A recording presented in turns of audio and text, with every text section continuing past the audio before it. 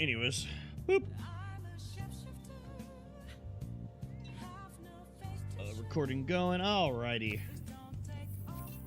I have a quest I need to do before we get this party really shrocking. Nothing can stop us. Nothing can stop us. It's a tier 6. Tales of Ice and Ire. Let's go hunt a Legianus Odogaron. This ought to be fun.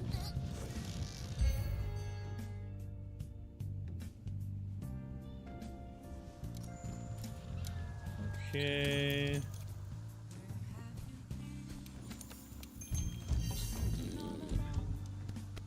So this is the Legianus and Odogaron hunt. Odogaron's kind of hard with this weapon because he's so fast. The Legianus can be annoying depending on what she decides to do, but the Odogaron will more than likely be the one that gives us the most problem. See which one we find first. Oh, that's the Kirin fur. Yeah, I'm not looking forward to fighting that later. Odogaron. I wonder where he's at.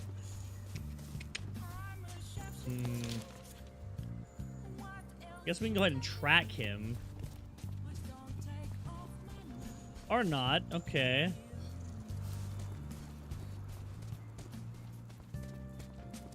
You know, I don't really have a lot of time for this quest, so I actually wouldn't mind if, I am time for this quest. I think he's down here's where he goes. Somewhere in this area.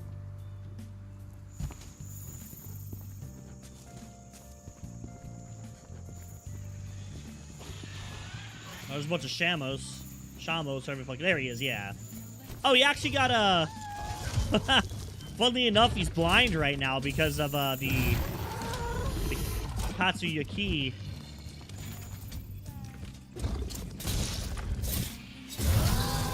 Ooh, so that yell is strong enough to do that to me. I wasn't fast enough. Well, I was fast enough. My character just couldn't pull it off in time. Alright, well. I took the risk. It's what happens. Alright, let's see what he does here.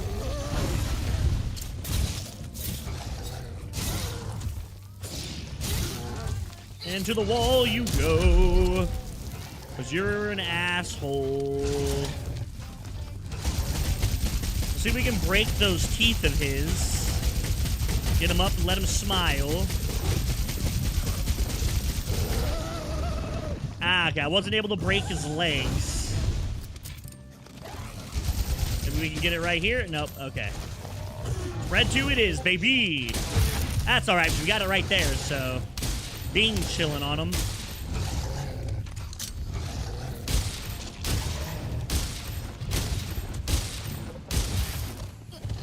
I think we broke his other tooth now. Got him down to 67. What's he do next? Oh boy. He always does one more attack after that. Oh, this time he did 2 attacks after that. Dear God. Oh no, I might be fucked here. Give me the heal. Give me the heal, bitch. Put some distance between us. Maybe we can play a mount? Yeah, okay, good shit. You definitely play a mount on homeboy here. I am already half stamina, though. That's not good. Ooh. As long as I don't do too much moving around, we should be okay.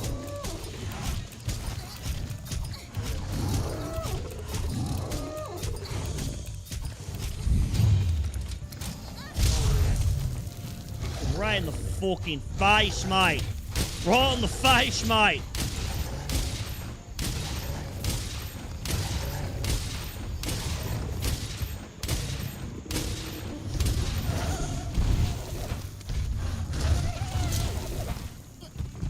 Ooh, I got a lot of reloading to do. Oh, shit. Roll sideways. Reload.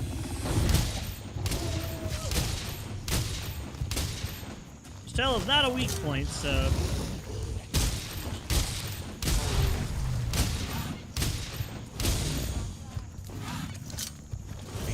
almost done for, though, so... Oh, boy. I'm assuming he'll be leaving this area soon. I've done enough damage. Oh, my God. I wasn't able to get the stumble. I was hoping I could, but I didn't. I don't know where he was going. I don't know where that attack was supposed to be heading, but it wasn't towards me.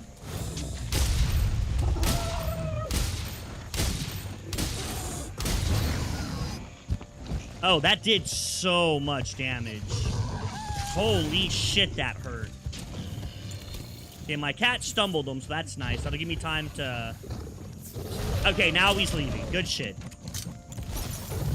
Oh, no, he's not. He's going enraged. I lied. Completely incorrect. Homeboy's like, I ain't ever leaving. I live here now.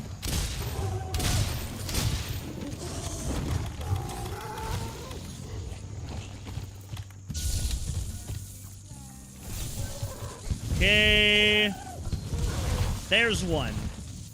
All right, let's go back to the camp up top. We'll restock and go find Mr. Legianus. The next person is Mr. Legos.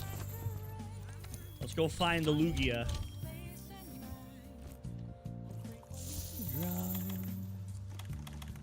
We pretty much have everything we need. I get some more pods. And the next one is Mr. Legios. Go ahead to Big Boom Boom. Start it off so that way we can try to break her wings real fast. Might actually soften her wings this time.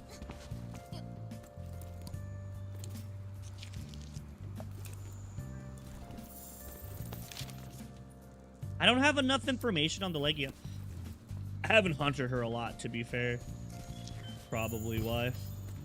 I already know what that is. We know who that is. Like, trust me. Normally she's somewhere around this area, but... There she is. Okay, yeah, like I said. Normally she's around here. Typically you can find her here. Please stop.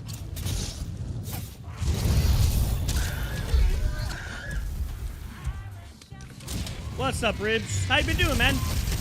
Hope everything's been well with you, dog.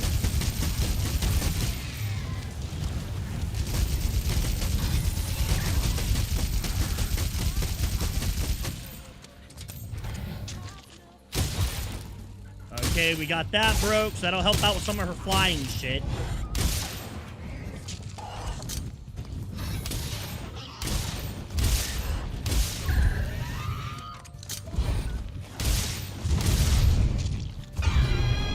Couldn't get through the roll. Oh, let's see what she decides to do here. Up, straight to an ice attack, eh? Ooh.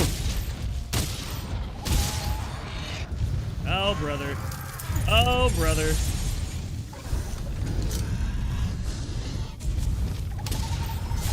Oh.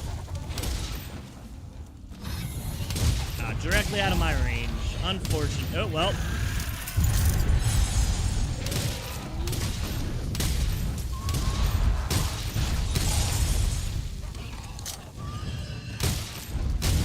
Oh, dog. Whatever gets you going, man. That's good. Good to spend time with your family. One day they won't be around. You'll never get to spend time with them again. Sad as that is, it's the sad truth. Family don't last forever, unfortunately. Spend time with them while you can. Time is a fickle bitch. Time is a fickle bitch. Oh, well.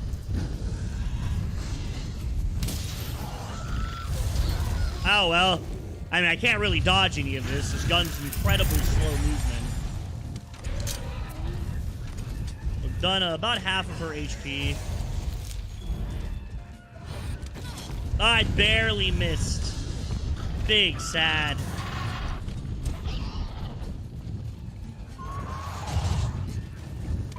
There we go. Didn't miss that time, bitch.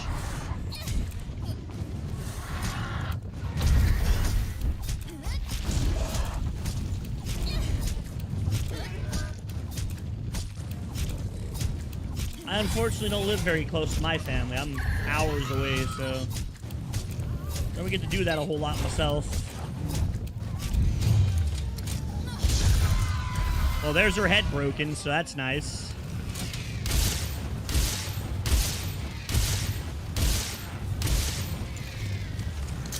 Oh, well, fuck. If I'm gonna reload it, might as well shoot you with tier 3 then.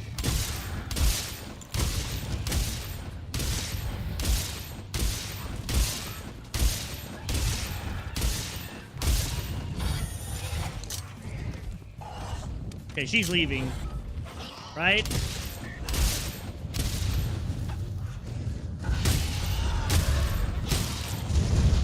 Not really sure what she's doing. Yeah, I'm trying to play another Minecraft pack. We need to finish our Fallout, but I was waiting for you to get back to start playing that again. Since you were there for the whole fucking journey, I really don't want to play it without you. You'll have to So, wait for it to wear off. please stop paralysis. Are you fucking serious? What the fuck? I gotta clip that. I just got bopped.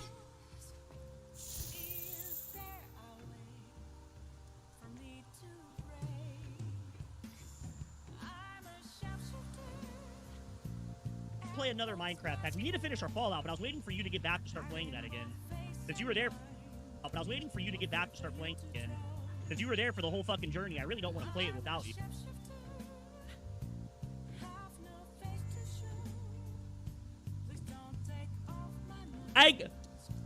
So those little tiki guys, the little guys, they can hit you with status effects, right? And it's part of the game. It happens.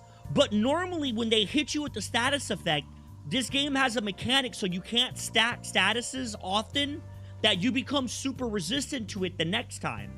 He just paralysis me 3 times in a row. I've never seen that, ever. And I've had some really dumb shit happen in this game. That was the first time. I've never seen that. That's fucking funny. That's awesome. I'm not even upset. That's just like what are the odds? That has to be like a 1 in a billion chance of that happening. He hit me 3 times, and every hit reset the paralysis on me. So he killed me, and I couldn't move. That's fucking awesome. Oh, man, what the fuck? Yeah, he literally won the lottery. That's what that was. That was probably like 1 in a million chance, 1 in like a couple million. That is extremely fucking... It would have been different if it was all 3 of them hitting me. They would have built the status effect up extremely fast, because 3 people is 3 times faster. But 1 guy did it. 1 little dude did it. I'm assuming that was something weird with the game. Like the game calculated something wrong or something there. That's funny. I'm not even mad. That's actually fucking hilarious. I can't even be upset at that. I just think that's awesome. Oh, he double roared me. Ah, fuck. Well. Okay, let's at least get our stamina up. Okay, we need to bring her over here. Come here.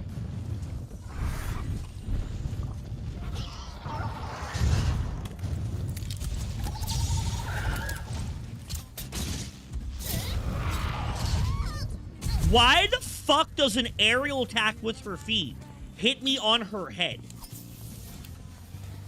That's so weird when the game does shit like that. At least I find it. Okay, that makes sense. That's more of a head attack. He charged.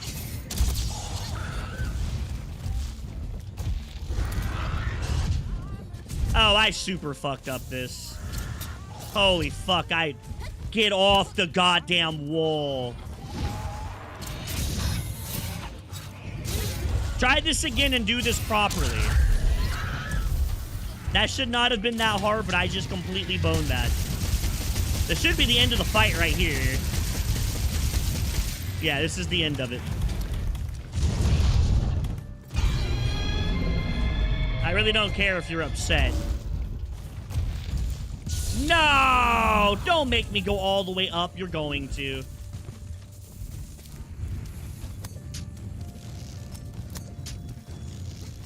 To face Grim alone. Well, it's not just that. It's just, I mean, it was your suggestion to play. It's kind of silly to progress without it. Because if I keep playing, I'll end up beating it. I'm going to end up editing a video out of it. So it's not like there won't be, like, more to it afterwards. I do want to make a video with it. I think it's worth it. I definitely think it's worth a video. Nice little 20-minute video or so.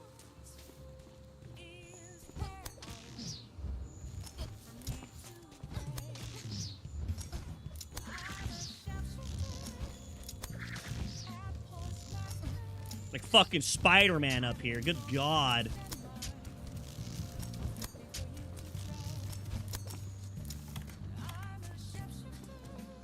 Don't get up enough. Come on. He healed enough to,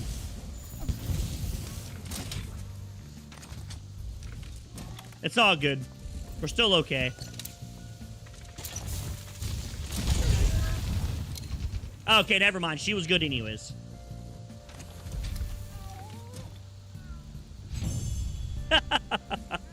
Yeah, we had some silly moments for sure. Absolutely. There's been some other funny moments too, like parts where shit just happened out of the... Oh, I got her gem. Badass. I got the gem and her plate. I got her 2 rare drops. Super rare. That's like... I would say that's like ultra rare. And this is just rare. The plate's like a 13% or something. I didn't see if I got any of the bones that I needed. That's what I wanted to look at. Ah, fuck. I wanted to see if I got any monster hard bones. I can check right here. I got 1 from that quest. Disgusting. I really don't feel like farming for them, so we'll just move forward with the normal quest. I'll just go do the regular stuff, and we'll get them as we go. There's a chance that it takes us hours to get those.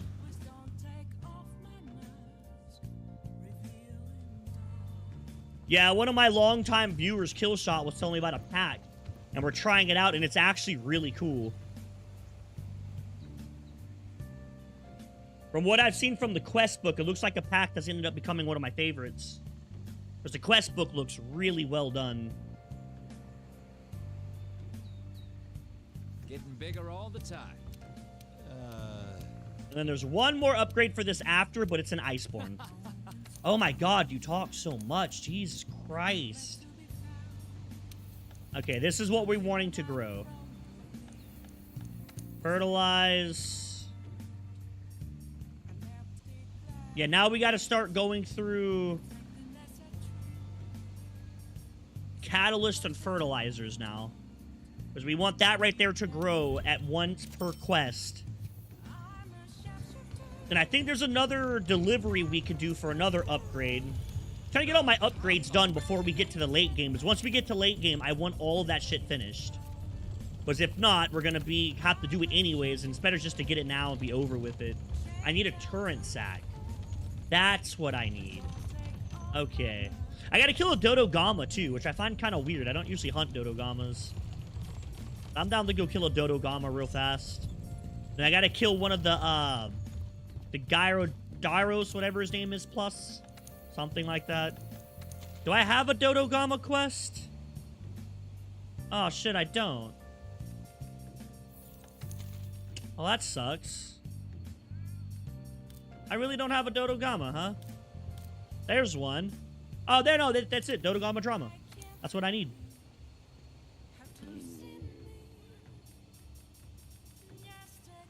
Probably Camp 1 would be best. Go do some Dodo Gamma drama.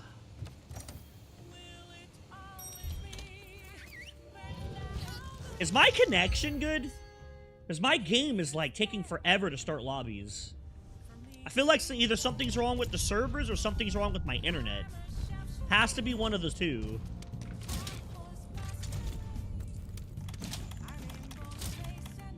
One of the two is a problem right now. It is taking a long time for my game to, load in. That's strange.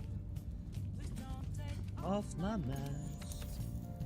Then, all I need from Dodo Gamma is a, hide.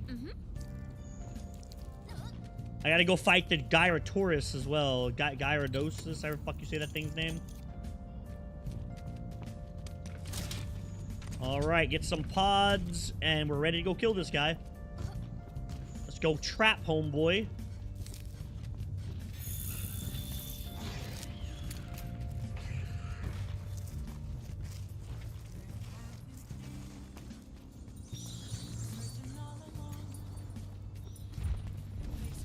He's a fat boy.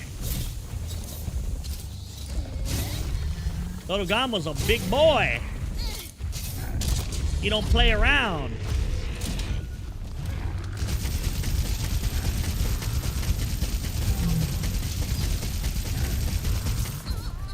Not again. Come on. God damn those little guys. Stun this fucking dude. Oh, there you go. Thank you. Like, actually. Awesome. They did it. I didn't think they would.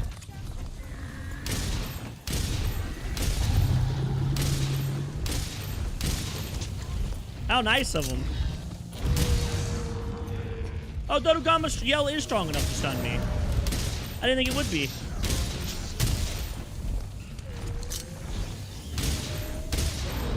Oh, this poor fucking dude, man. He hasn't got to move this whole time. I don't think he's got to attack. That's his first attack this whole fight. He's lost 56 or 53% of his HP. He's attacked once. Ah, there's the Uragan. Not exactly what I want to see. I wish these Barnobos guys would leave me alone.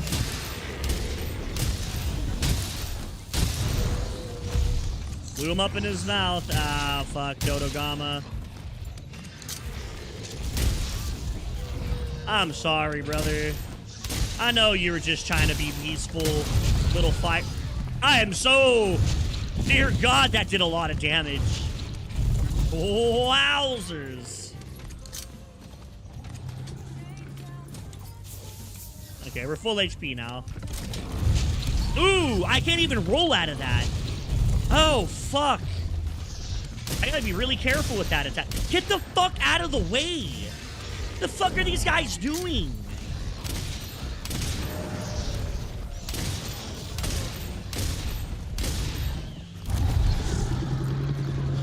Is he leaving or?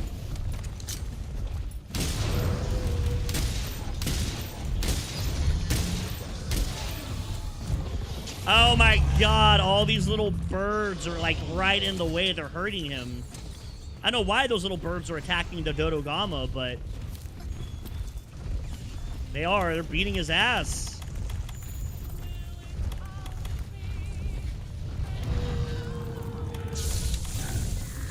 Dodogama, it's done, dog. I'm sorry. They're really not that hard of a fight. I don't really get the point of the Dodogama. The Dodogama reminds me of the Gyros, the Great Gyros. Like, they're both just really easy fights that are just optional that you never really need. You don't really have to do. They're kind of just there. Oh, I lied. I gotta kill him again. The game actually didn't give me a piece of his hide. How fucking awesome. Great. Okay, Cords. That's enough. Get untangled.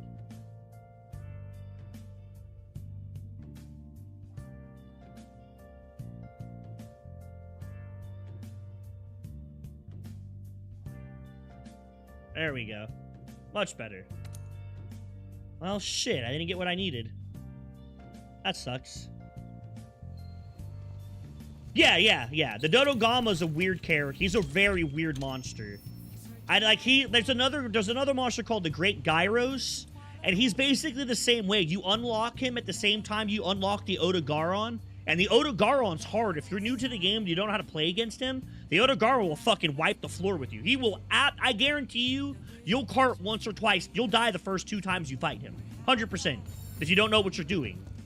And then they have the Gyros, and the Gyros, a new player can kill the Gyros without dying once like he's a joke. The fucking Dodogama's the exact way. He's a joke-ass monster. What's going on, Chardog? Like, they're just like these weird joke monsters. I don't know what their purpose is. Maybe to make you feel good that you think you're getting better, I guess? I'm not really... Maybe they're like a relaxed monster. Like someone to, like, bring you back down off of the really hard hunts. I really don't know, honestly. I have no fucking clue what the point of them are. Oh, hell yeah. I'm personally doing good. I don't know how my boy Smoked Ribs is doing, but I'm doing all right, I'd say.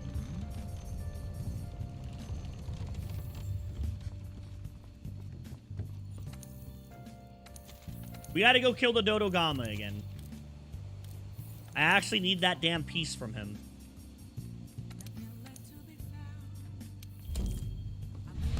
I gotta kill him, and we have to go kill the Gyros as well. I need a hood from him. Like I said, we're just doing optional quests at the moment. We're gonna do some optional quests before we go hunt the 3 elders.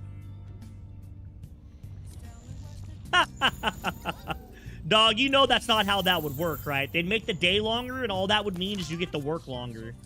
That's all that would do. You just have a longer work week. They made the days 20, 30 hours a week instead of 30 hours a day. Instead of working 30 hours. Wait, god damn it.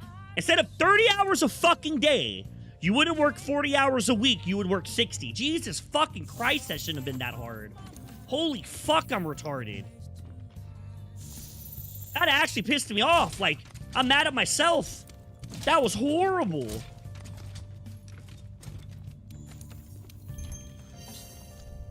Fucking hell, man. I don't know why I struggled with that so hard, but I did.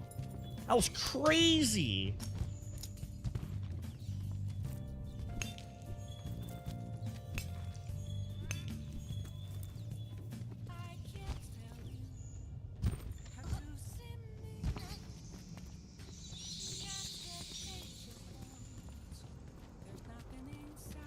Yeah, I bet, man. Oh, the Uragon's here. Not really in the mood. I'm not that I'm in the mood. I don't need to fight the Uragon. There's no reason for me to fight that guy, so we're just going to ignore him.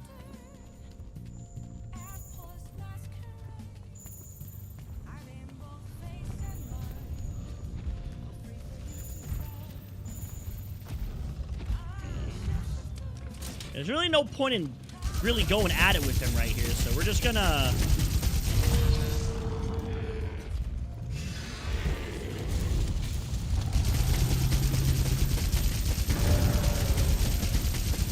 We'll just hammer him down right here.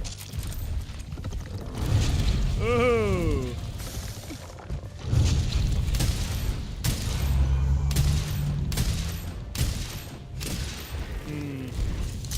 Alright, once he does that charge, he becomes super weak in his face.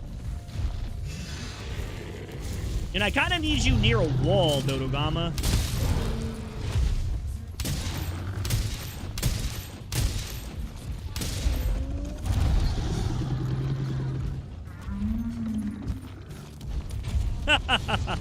So many games to play and not enough time, eh?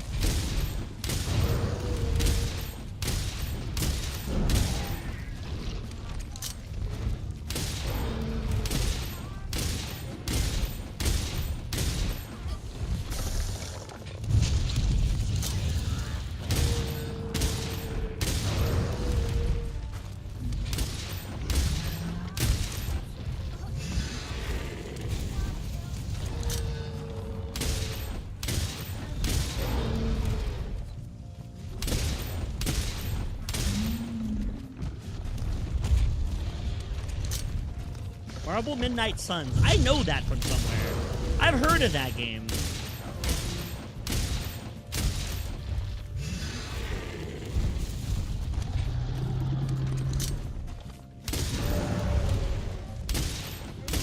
Oh wait, his mouth is red. I actually need to be shooting that. That does way more damage.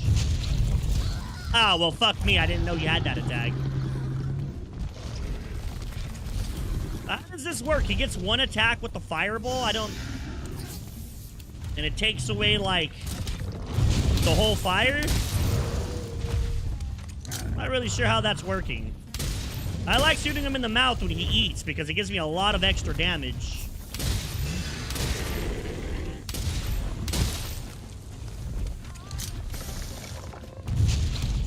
That's the attack that I'm actually worried about.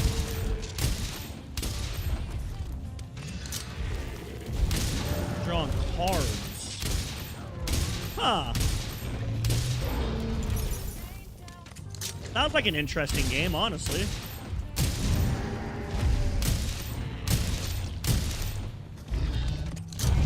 Ah, shit.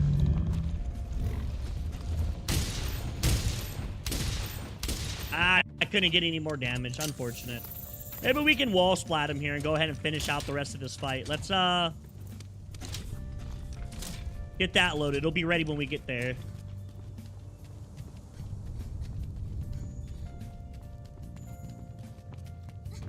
There aren't many companies I like to buy games from, but I do like to buy games from Capcom.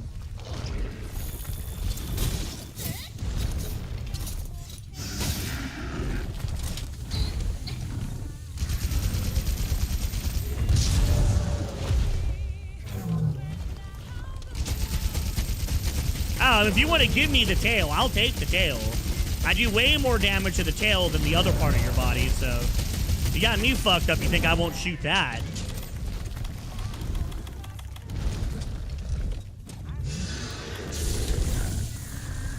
The tail's the damn part I do the most damage to. Unless it's his face. I like XCOM. The only issue I have with XCOM is I don't give a shit what that game says.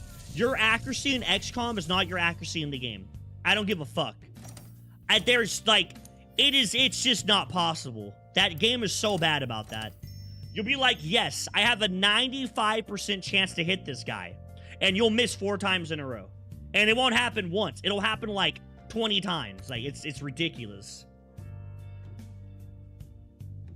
And then the enemy's like, I have a 3% chance to hit your dude behind full cover. I'm going to hit a headshot every fucking time. Like, oh, okay. Yeah. Sure. Still like XCOM. XCOM's still good. Can't say too much. I really do enjoy XCOM. I played it quite a bit, unfortunately.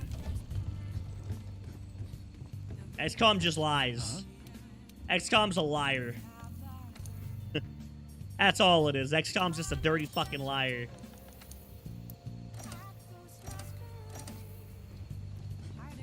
Both face and mind. Alright.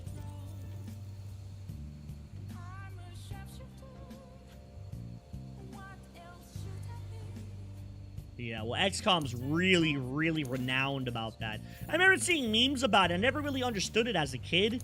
And then I got older and I played it and I was like, oh my god, I see what they mean. Like, I understand why people dog on this shit. It's pretty fucking bad. That shit's pretty atrocious with that. They really will just straight up do you dirty.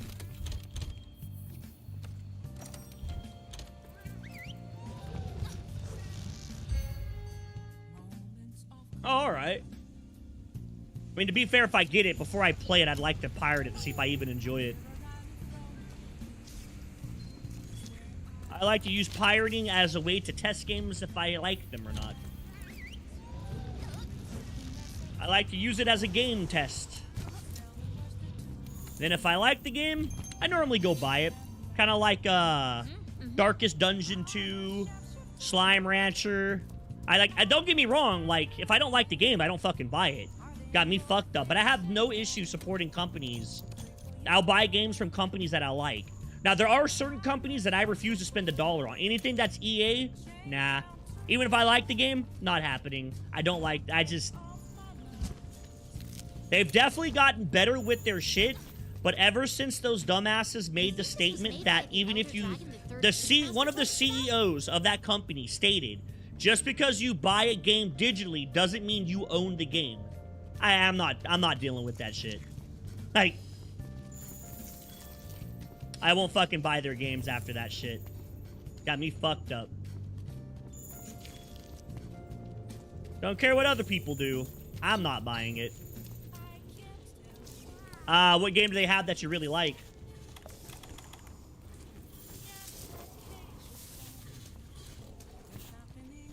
Oh, Matt, have you played the sports games?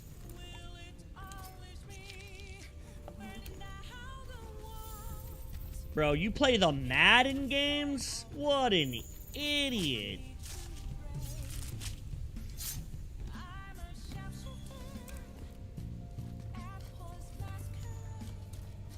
Get a load of this, bozo. Found some Elder Dragon evidence. We're making good progress. Oh my god, I'm getting a lot of evidence. Oh my god.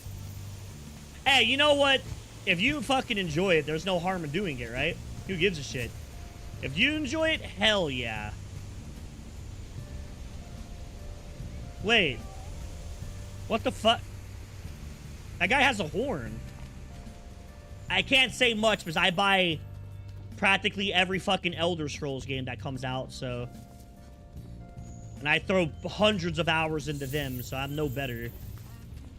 Everyone has shit they like, I guess. Everyone has stuff they do and don't like.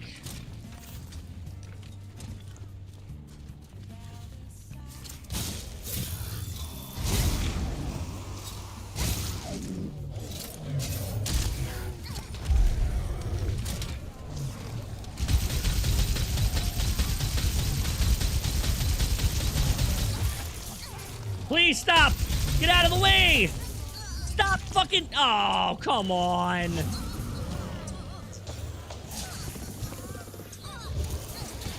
Get me out of the paralysis! Oh, gee, fuck. They're actually gonna kill me. I haven't got hit by the boss once. The actual monster I'm hunting hasn't hit me a single fucking time. All this damage is from the little minions around him. And now that one's dead. Okay, there we go. Oh, boy.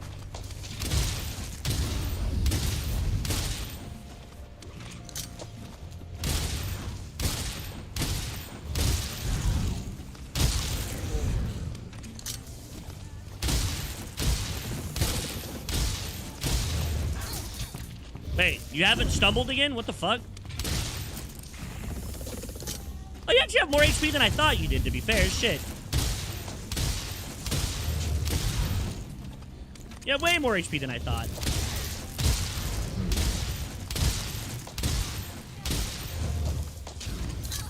Ah, well.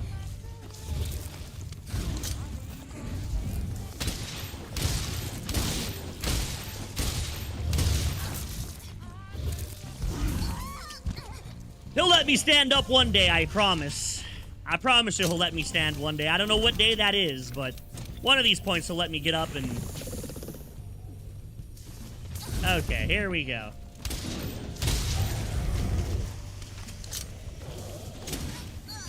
Oh, fucking Christ, I'm paralysis again.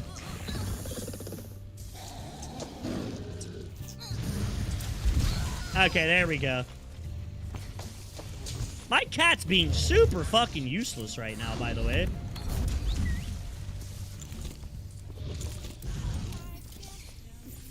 "99% of the damage I have taken has been from his minions. And their paralysis. Fucking move! God damn! What an annoying fucking fight. Like, the actual monster's a joke. It's all the damage you lose because this little fuckers get in the way. I thought I could dodge that just by walking. Have to dodge that one, though.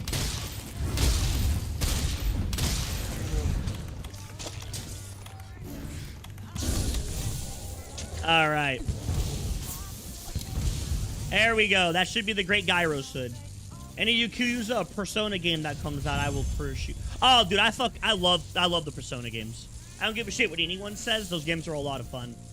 I know a lot of people dog on them. It's like, oh my god, all it is a dating simulator. It's like, I guess. I mean, if that's what you play it for, that's you. Like, but I just like collecting all the Personas and shit. Are they making a new one, or you mean the one that they're putting through Unreal Engine? Which one are you talking about? I know they're remastering number 3 with the Unreal Engine and shit, which looks super, super good. Yeah, that looks really good. They're also doing that for Final Fantasy VII, which I'm super stoked for. I like Final Fantasy VII. I can't deny. I really, really like Final Fantasy VII. Call me a fanboy. I don't give a fuck. I played 4, 5. I played like multiple different versions of 5. I played 4, the 4 Golden, and then I don't know if I ever played 3. I'm not really sure if I like that one or not. I'm probably going to get it either way just to play it because, I mean, the fuck goes wrong? Who doesn't like Final Fantasy, right? We need to do more optional quests. I got to fight the Gyarados. The Beetlejuice is there right now. Let's go fight a Barret. Unless he's a higher rank monster. I don't know what. Yeah, that's the Lavio. Nah, he has to be this rank. Let's go kill this guy.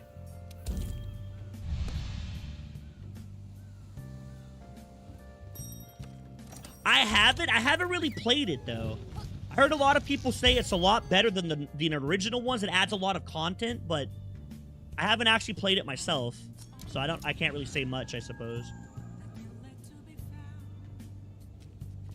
I've been thinking about doing a stream for that PAL game that's really popular right now. In fact, I need to go see if I can download it, honestly.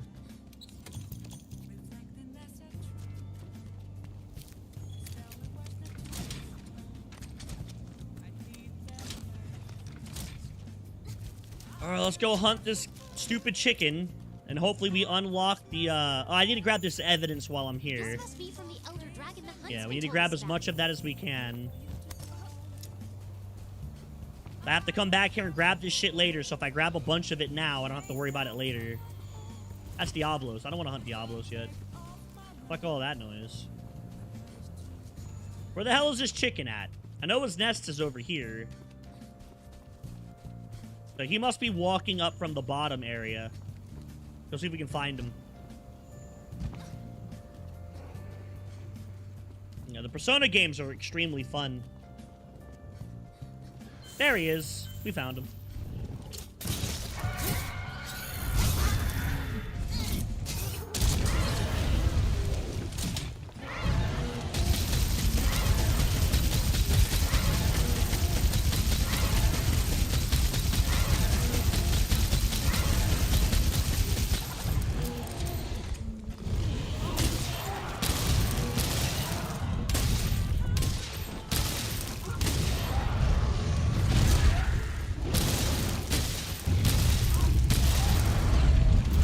Chicken, I am so sorry, dog.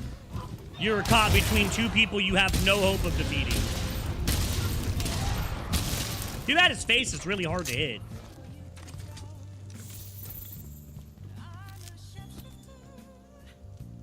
Oh, that sucks. That's a bummer for sure. I've never played a Yakuza game. Ever.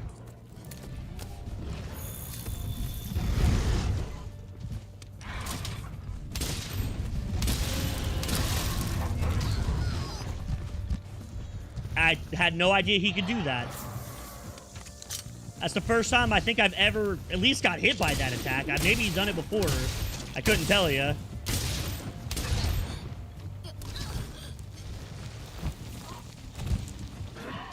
$100? The fuck kind of game is a... That... I disagree. That hit me. That did not touch me on my screen. That hitbox was way off of me. I guess the wind from the rock is what did damage there. Stop with the fucking rock.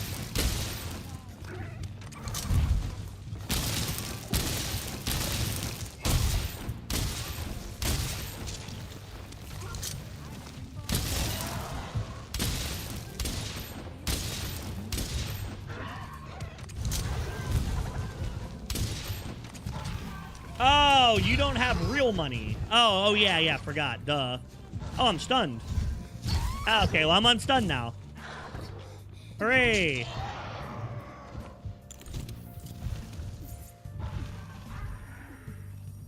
Do you guys really have suicide boots, like dead ass? No joke. That's not like a meme. You guys have actual suicide boots?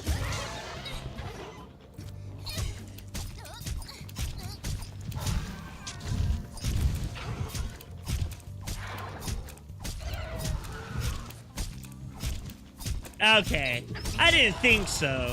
Down here in America, there's like a big-ass meme that Canada has these suicide boots. And I've always thought, like, it's funny to think about, but I never really thought you guys had them. That'd be so fucked up. Like, holy fuck, that would be fucked. I feel like that right there would, if you guys would let your government give you suicide boots and you guys didn't try to, like, overthrow them, bunch of pussies, like.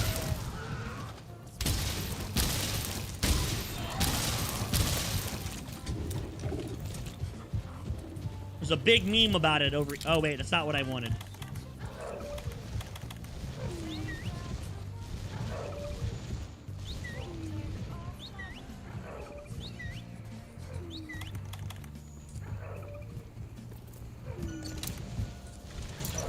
Oh, I missed. Ah, well, fuck me, I guess. Oops.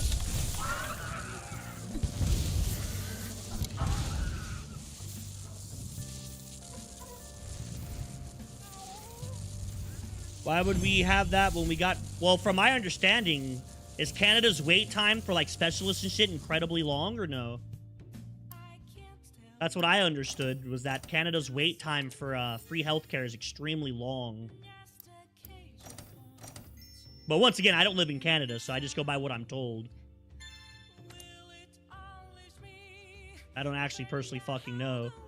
I don't live there, so what do I know about Canada, right?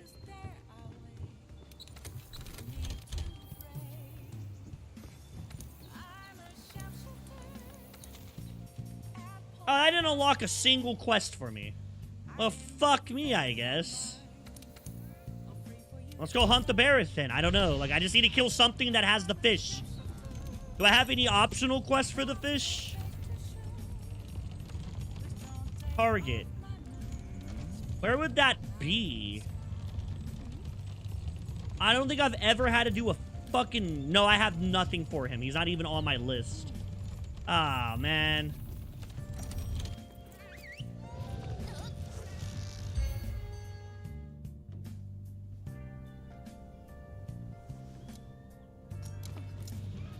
That's the same thing here, though. It's the same thing here. In America, like, no matter what position you're in, people of, like, life-threatening severity or, like, whatever the hospital considers more important, they'll take them first. Like, you know, like, when me and my brothers got burned and we had to go to the hospital, to the ER, because we were life-threatening critical, they took us back immediately. We got there, they brought the stretchers out. They were actually pulling us to the back doors before the stretchers even came out. Like, we got to the door opened, and the stretchers were ready. Like, right there. Like, they were that fast about that shit, so. Because we were considered life endangering, whatever the fuck it's called. Life-threatening, whatever the hell that word would be. We were in critical condition, is what we were. We were critical condition. We were pretty fucked up. We were pretty burned. Especially my two younger brothers. They got it worse than I did, for sure. So, yeah, so it's like, that's the same thing. I'm not trying to, like, you know, trying to get sympathy. I'm just saying that's how it is here, too, though. If you're severe, then you go first, right? Some dude comes in with his fucking arm chopped off.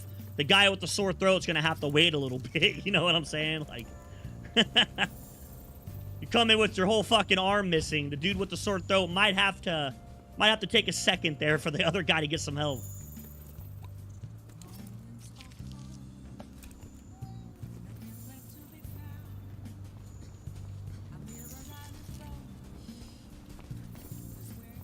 I think it's critical condition, I guess. I guess that's the word I was looking for. Or the terms I was looking for was critical condition. Found some Elder Dragon evidence. We're making good progress. I want to grab these while we're here, because we have to come get these later. They're mandatory, so... Grab as much as I can while we're out dicking around doing these quests. Wait, I get yelled off the Barrett? Dead ass? I didn't think his yell was strong enough for that. Oh, okay. Well, whatever. Sure.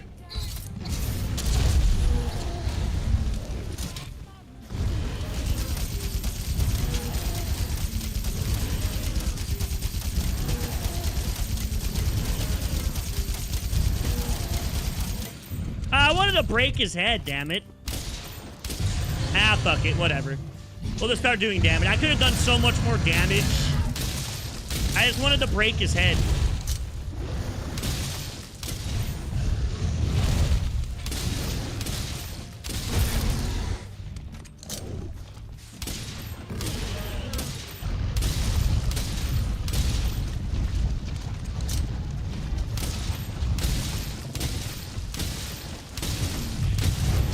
I really thought he'd stumble right there. Shit. I feel like that was enough damage to get him to stumble. Fuck.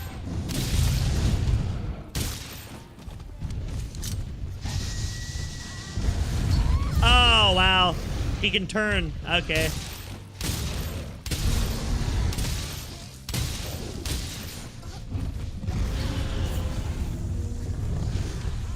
Dude, come the fuck on. You're gonna...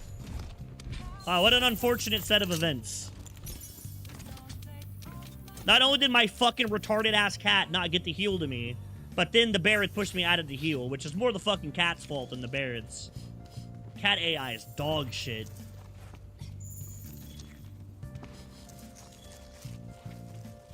Grab these footprints while we can.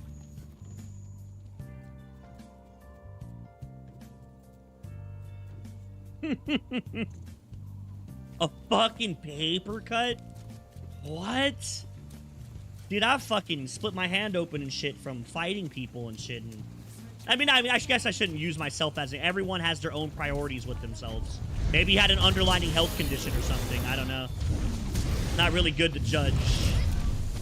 Especially over something I know nothing about.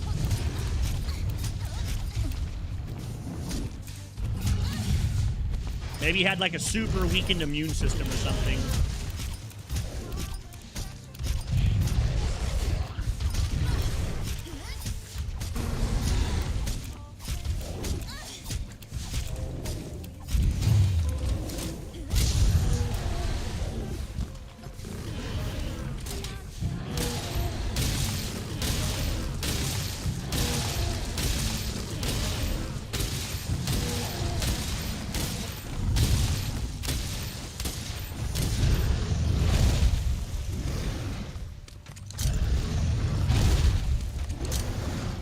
Waste their time.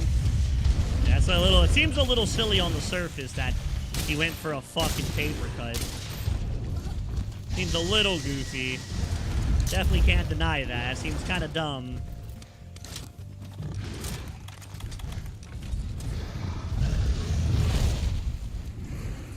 Fucking paper cut, like dog. I actually didn't want an item there. I wanted the pods. Give me these. Oh, okay. Now we can kick that guy. Sure. That's a piercing pod, a powerful type of slinger ammo. What did that drop? An emerald shell. What the fuck is that? A trade-in item. I don't know what that means. Oh. Oh, okay. So his little fucking arms are apparently part of the hitbox. The tiny-ass little arms that he can't even pick a sandwich up with. Apparently a part of that hitbox. Understood. My bad.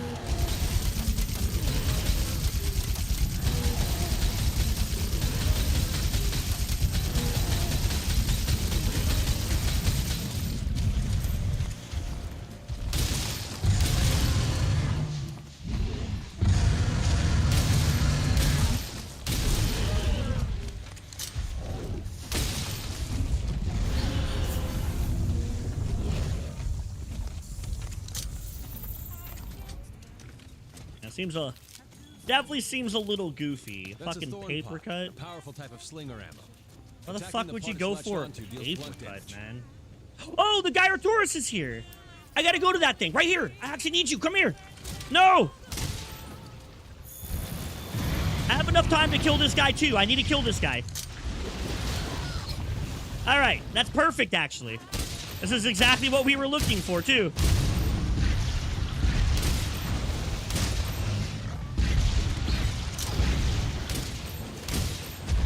This is a terrible place to fight him, though.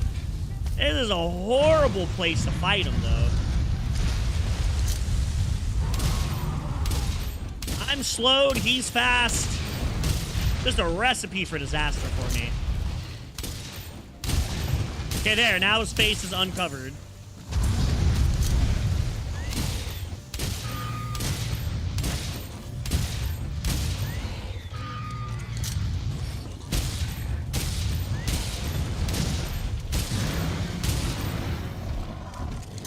You're what I'm actually...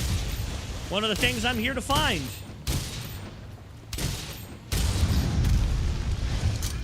Even if the Barrett is healing, I don't care.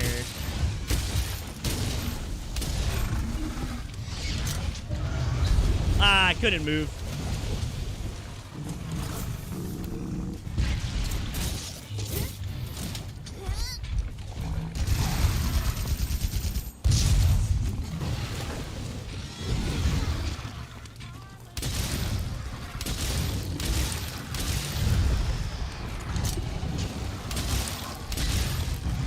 Oh.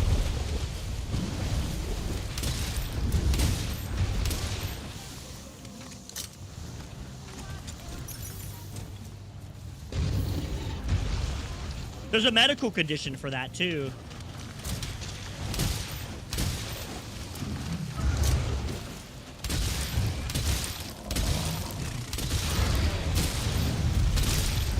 They literally can't help themselves. Like, they get addicted. Some of those people that do that shit, they die in the hospital, not because they're actually sick, but because they take medication for made-up illnesses and they want the attention. It's a psychological problem. It's a mental illness they have. They'll kill themselves doing it. Literally, they'll actually die before they stop getting the attention. It's a really sad way to go. Very, very sad way to die, in my opinion. So what's my opinion to those people? Oh my god, that took a huge chunk of my stamina. I wasn't paying attention. Fuck.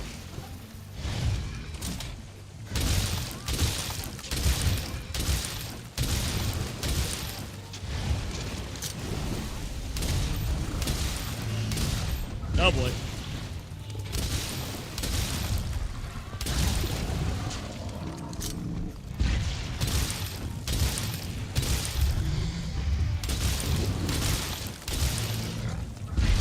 Ah, well, fuck me.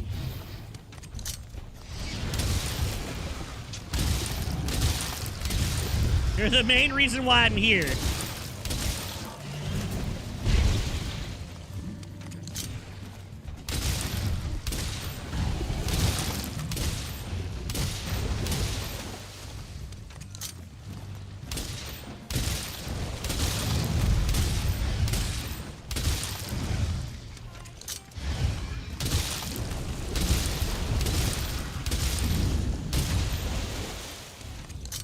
Okay, that should be the end of the fight. Hit a nullberry, and we're gonna go down and capture this guy. Let's go. I need one torrent sack from him, and then we're good. One torrent sack, and we're out of here. And if not, I should get his optional quest unlocked, and we should get it next time for sure. We're not gonna get as many like items from him doing this because it's it's not an actual quest we're doing. We're just doing this because we found him, really.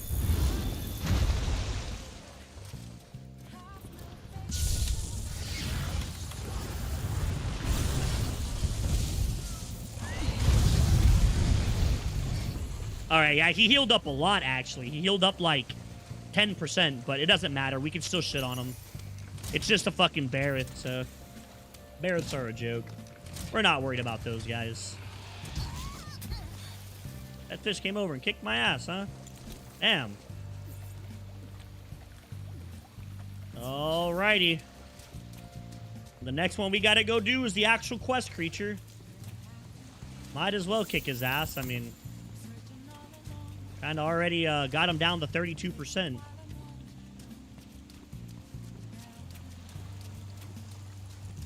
I should do shit like that. I love watching that shit and making fun of it. That shit cracks me up. That shit cracks me up to no end. How serious some of those losers take that shit. I don't consider people who roleplay losers. What I mean by losers are the people who take that and let it get to their head. Because there are people who do that, and I've seen them, and shit's funny as hell.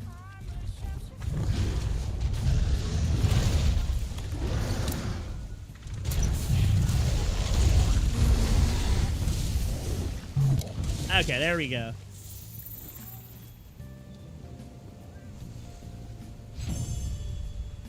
Yeah, it's just... It's weird, dude. Some of those people, like, I don't even know how to explain what they are. I'm gonna be honest with you. I got the sack, by the way. We're done. We got what we wanted. Some of those people are just very, very sad and extremely weird. Like, incredibly fucking weird.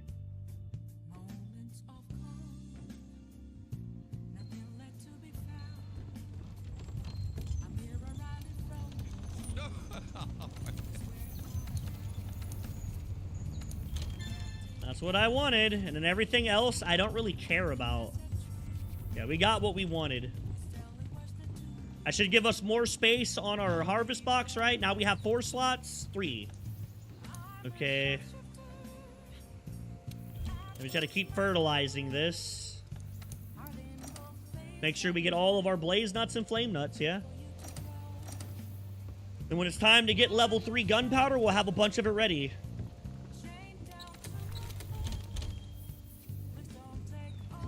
Like, one time I was playing with a buddy on a roleplay... I think it was a 7 Days to Die server. No, it was a DayZ server. It was a roleplay DayZ server. And I got kicked because I shot this one guy, and I didn't let him know I was going to shoot him. I was just like, what?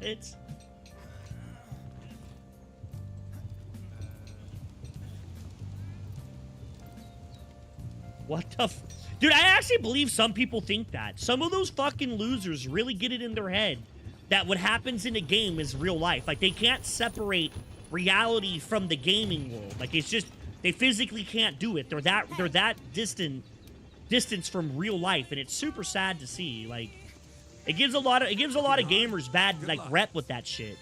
But not everybody's that stupid. Not everybody who plays video games has a hard time recognizing real life from, you know, video games.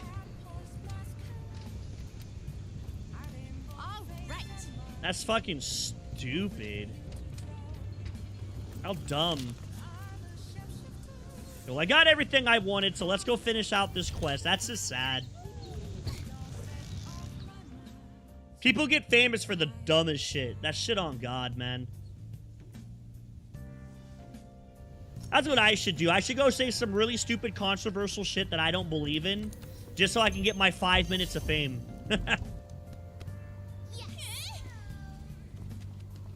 Oh, what the hell? Where am I at? Oh.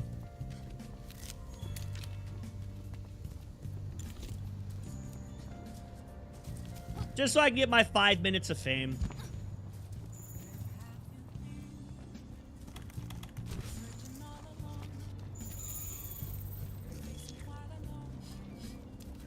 Like that one dude named Speed, that black guy that's like super famous on YouTube. I think it's funny that he was actually caught straight up scamming his viewer base. He was caught straight up red-handed scamming his people, and they still support him. It's like, dude, the fuck is wrong with you people?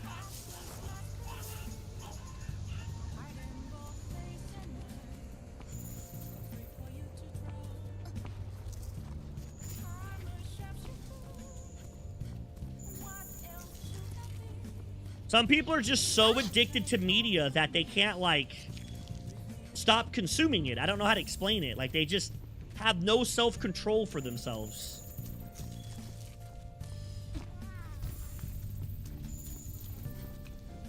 Not that I'm like the crab in the bucket thing, and I'm not trying to bring anyone else down saying that I should be successful and they shouldn't. I believe if you work your ass off for your success, absolutely you deserve every bit of it. I know that I could grow my channel a lot faster if I put more work into, like, YouTube and TikTok and all that. But sadly, I'm a lazy motherfucker that... I'm just lazy. There's really not an excuse. I'm just lazy.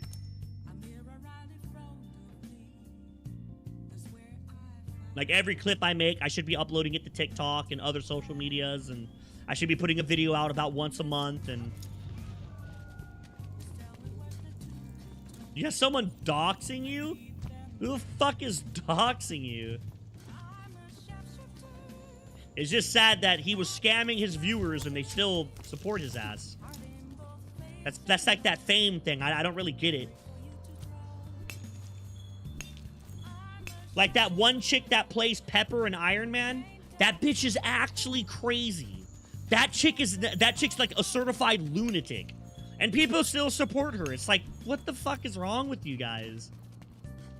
Do you have no self-respect?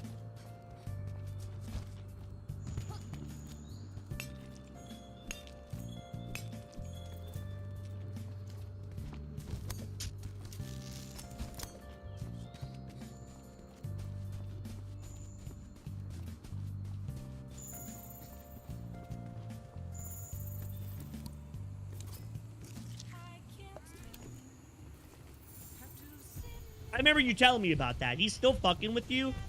What the fuck, dude? Sounds like that guy might need to go get a life. Doesn't seem like he has a lot to do with himself. I mean, it's kind of sad. Good lord. That's kind of depressing that he's still doing that. I guess he just has nothing else going on in his life. You know, you can report that to Twitch and shit and get him in trouble. Report that to your ISP and if they can get his address and shit, they can get him in trouble for that. He'll have to stop. That's illegal to do.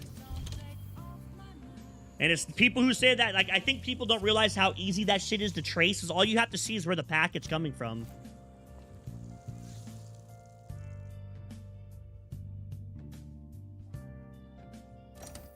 I'd contact my ISP and let them know he's doing that.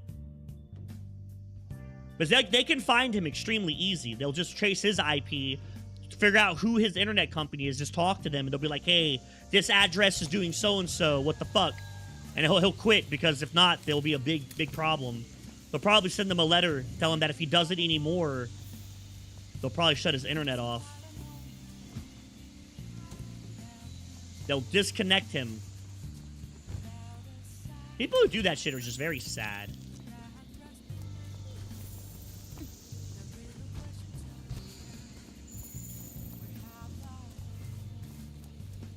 That guy's a little weird.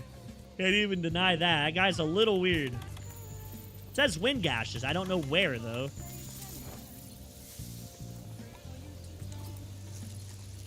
Wait, this came from the Elder Dragon. It's like they want attention. That's what it is. It's like an attention thing. Maybe that dude's a homosexual and he's attracted to you. That's the only thing I can think of him going that far for that. Unless him and that dude that's streaming is like really good friends. And you really did somehow super offend him. I don't know how, but... that seems like an awful lot of work for a prank. To just keep tabs on him and just... when you're... it's just weird.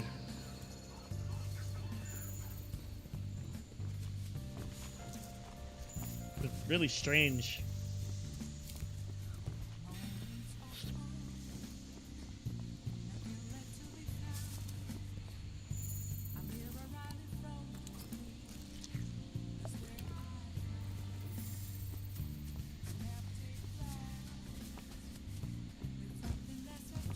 That sounds like cyber stalking. That's fucking... that's illegal.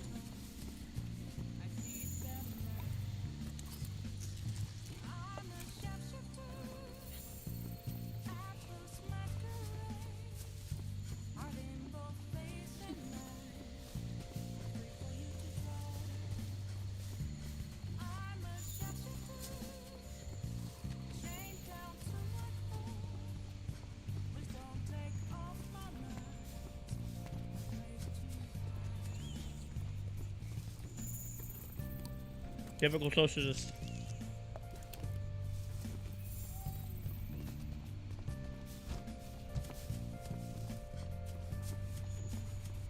I don't really care about the whole cyberbullying. I don't like when people dox, though. Once again, doxing is illegal. We're making good progress.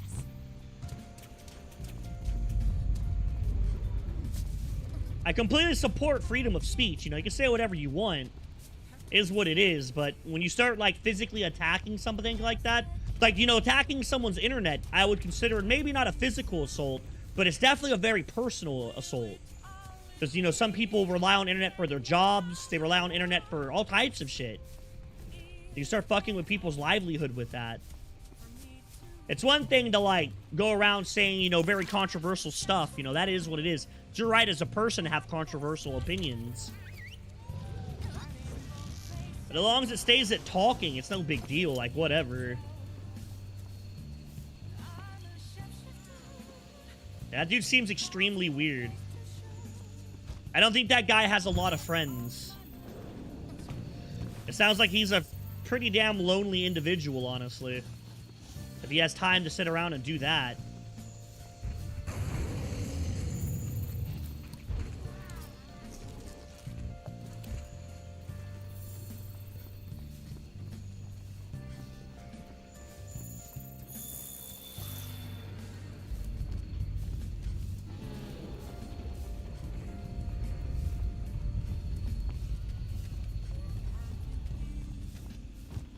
Defamation. Yeah, but unfortunately for normal folk, defamation isn't that big of a deal.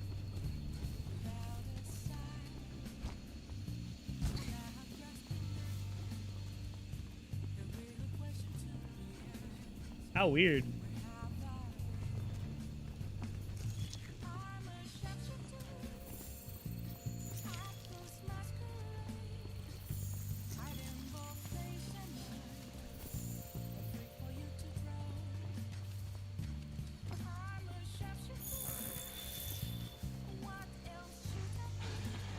Defamation is only illegal if it directly affects your life. So if they're going around telling people at a bar about you, doesn't really matter. Can't really do a whole lot about it. But if they start using defamation to bar you out of, like, opportunities as in jobs and like, personal interest, then that's when it becomes a problem. And the thing is that 99.9% of people on this planet aren't going to be able to defame you to a point that it'll affect your everyday success unless you allow it to. You're not big enough for it to matter, right? This evidence is totally different from the other stuff we've seen.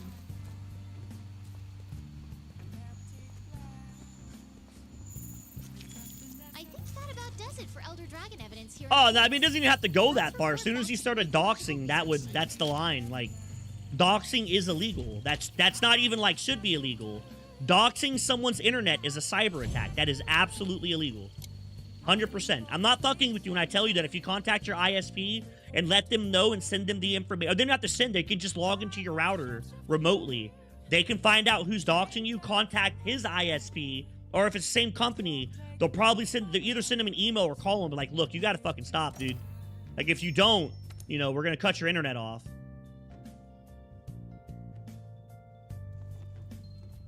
That is illegal. Like, it's not allowed.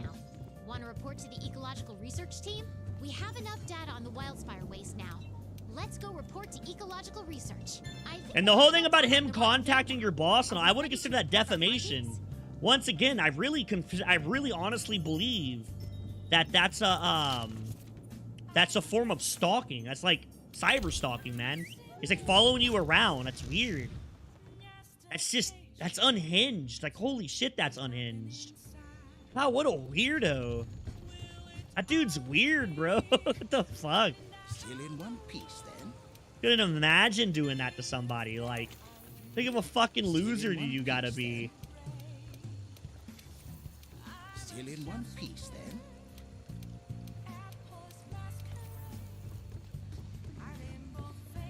How strange. Who the fuck does that? It's just weird to me. I don't know. What? It's time. A Teostra? Going after it will definitely put all of your skills to the test. I think you'll be okay with a full belly.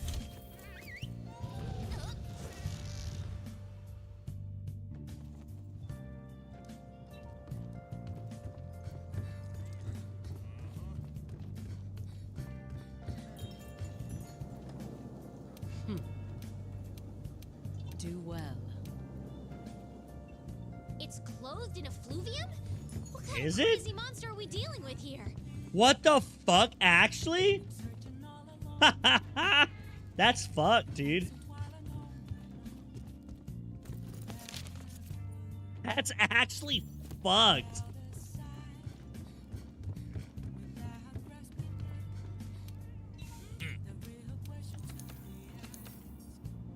Damn, I didn't get a bone from that guy either. How fucking sad. Is there any armor that I want to make? I would really like to get a half-ass decent, like, armor set. Like, Jesus fuck, man. These are really good, but I gotta get appreciation ticket, whatever the fuck that is. Oh, I gotta kill, what's-his-face for those. That's a really, really good thing, though. Holy shit, I might go for that. Ooh, Agitator and Attack Booster super good. One. Oh, I want his whole armor set. I might go the entire Nergigante armor set. I think we're about to go farm Nergigante, chat.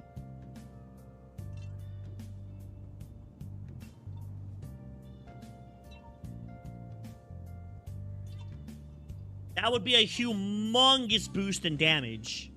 Like, that would be an incredible boost in damage for us. I don't really care for maximum might.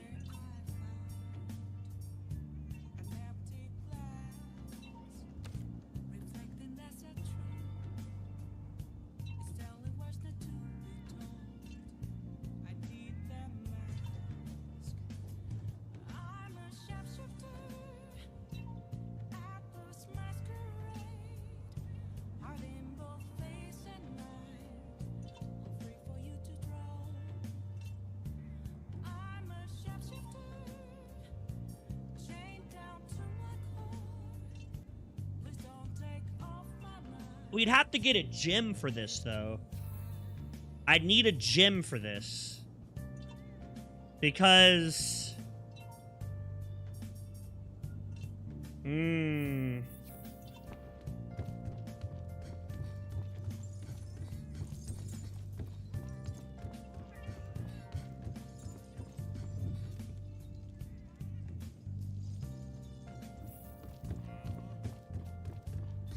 They're pretty rare. Yeah. Whoa. I mean, we can try it out a few times, and if we don't get the gem, we'll just move on.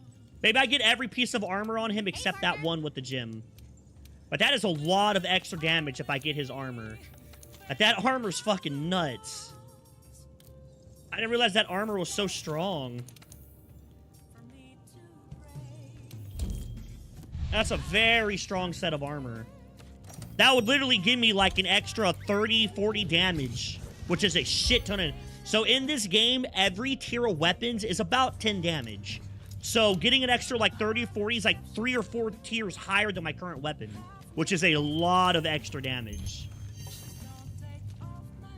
I don't really consider Nergigante too terribly difficult to fight. It's not that bad, I'd say. More of an annoyance than anything. Well, let's go give her a shot, I guess. Oh, there's no pods in here. How sad. Oh, that sucks. No pods.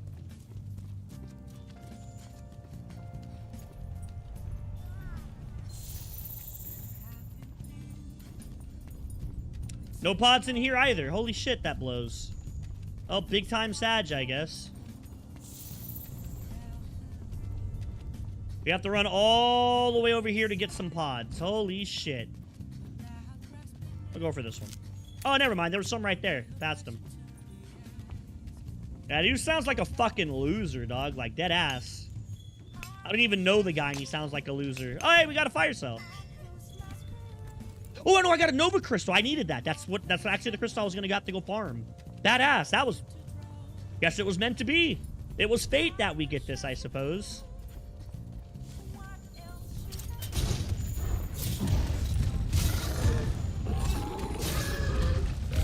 I don't know if he'll reach the wall from here. Oh, thank God he did.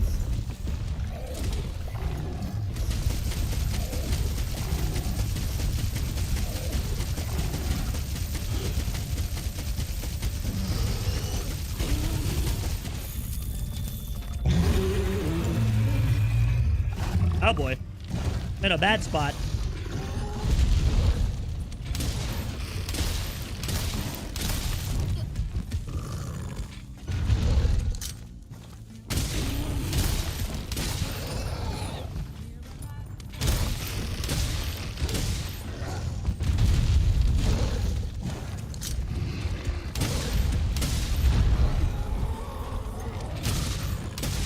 No! Damn, that attacked us so much.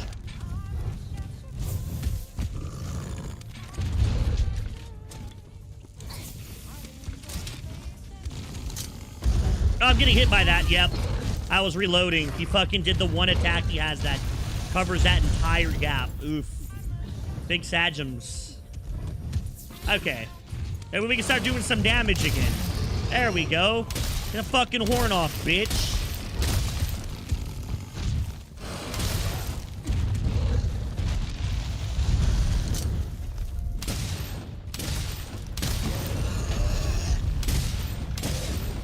fucking horn off, bitch.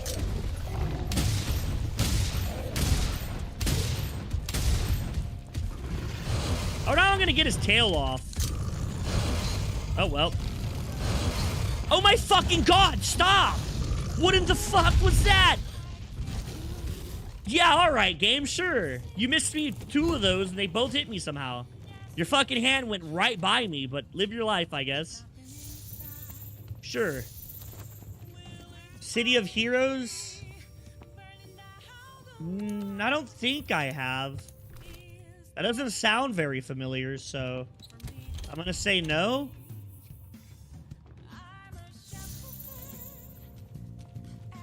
That doesn't sound familiar to me, so I don't think I have. City of Heroes? Both of those fucking punches absolutely missed me. I call complete bullshit.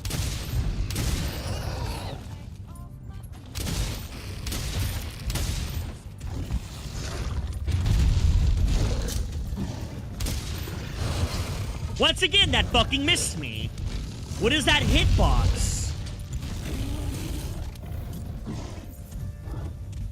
His fucking hand goes right past me and I'm still getting hit.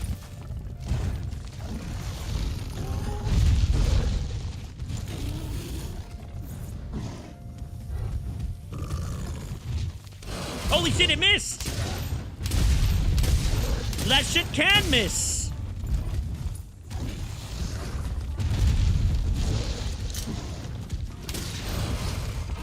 Oh, I can't tell where I am.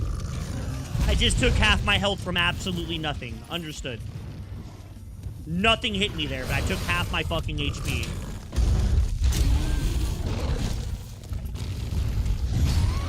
I got trimmered into a tail attack. Fuck yeah, man. This is going so well. Very happy I decided to farm this guy. Norgante's hitbox has to be the most jank hitbox in this game.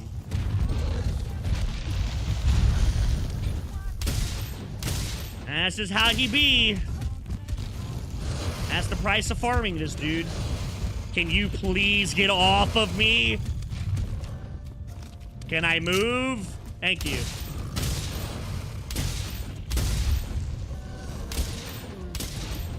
Ooh, his face is, de-armored. Damn, I'm doing, like, no damage. I can't hit him underneath his wings. Damn.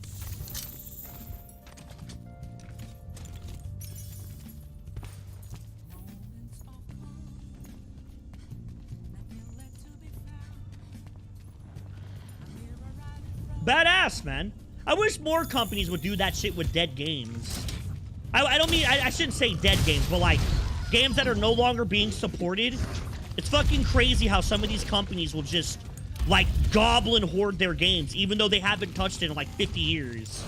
Then you have piece of shits like Nintendo that'll be like, hey, we understand this game's like 20 years old. Anyways, $60 if you want to play it again.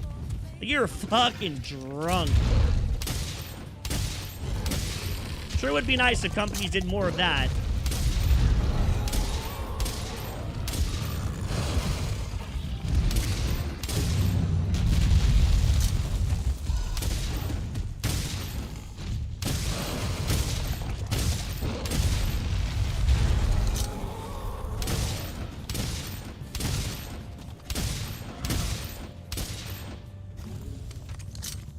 No point in this. Is my Gigante glitched?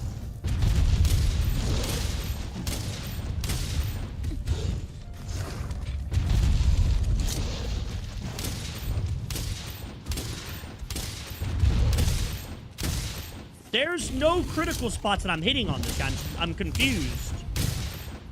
There we go. Oh my god. I hit that earlier and didn't give me a crit.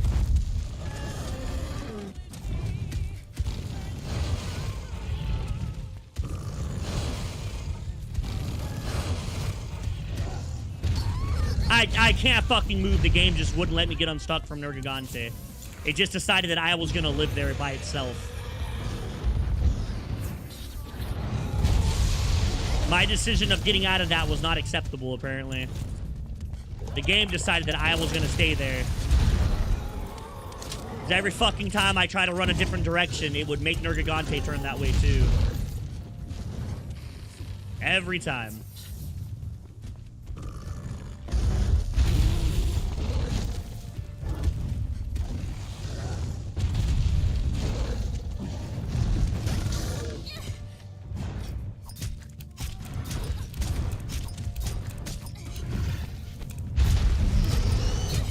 This is a good way for the game to stay alive. You know, every game eventually dies off. No game lasts forever, right? It's just a good way to give your game some life again.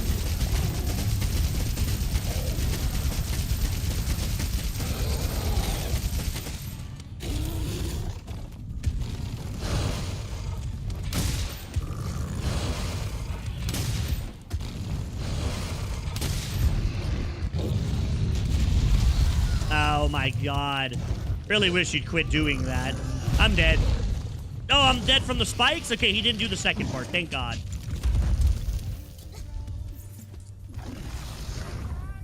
Damn, I think this is the most damage I've taken from Nergigante in a long time.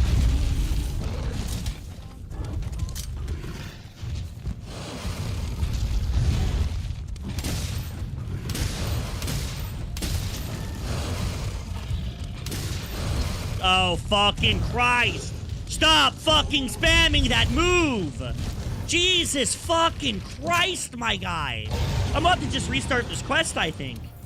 I don't want to deal with this. This is fucking getting on my nerves. You used that shit like 12 times. State of Heroes? I don't know. I don't think I've ever heard of that.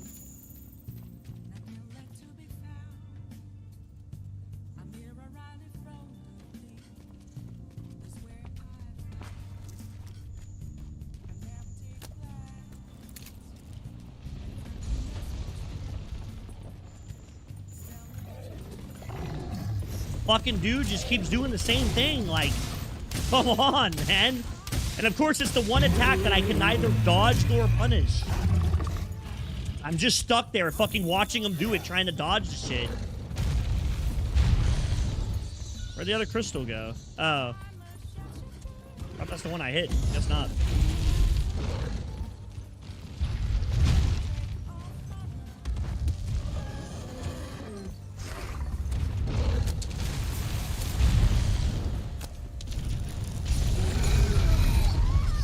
Oh, well, fuck me, I guess. This fight is just... This is a weird-ass fight. This has been extremely unorthodox. God damn it, dude.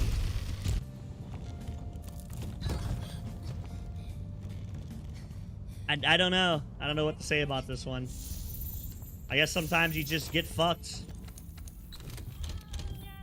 He has just kept using the same move I cannot punish just constantly.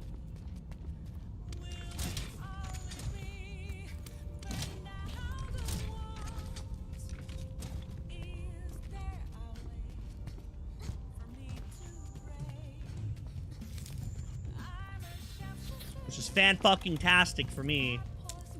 Using a weapon that's really good at punishing fucking good movement. You can't do that shit when this motherfucker's doing the move you cannot punish.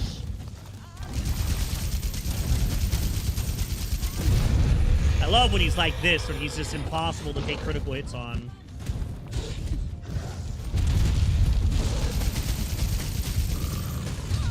Oh, here we go again. Let's just fucking spam this again. Yep. Let's go. Number 2, number 3, number 4, number 5, number 6. 6 fucking times in a row game. Really? Okay. Yeah, alright.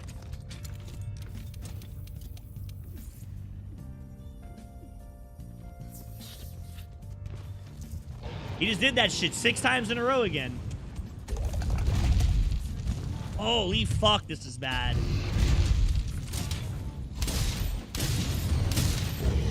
Oh my god, roll. Oh, never. That was a different... It's basically the same move, just with the flare at the end of it, so...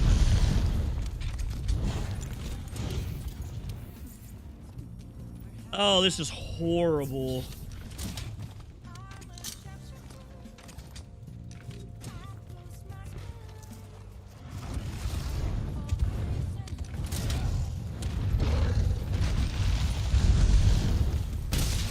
Need the other wing.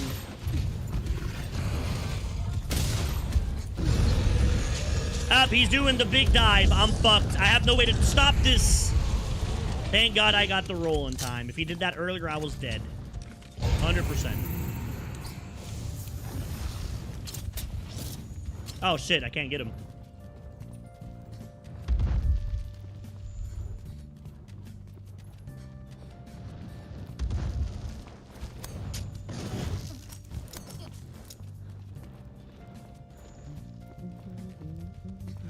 You guys remember when Marvel used to make those, like, beat-em-up games? Like, way back in the day? I don't know if they make them anymore, to be... They might actually still make them, to be fair. I don't usually keep up with it, though. Uh-oh. Oh, that's really unfortunate that you saw me over a ledge. Oh, hell yeah.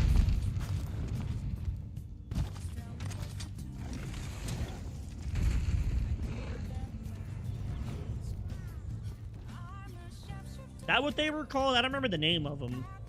It was like an overhead. You could build a team and pick from the, like, different characters and shit.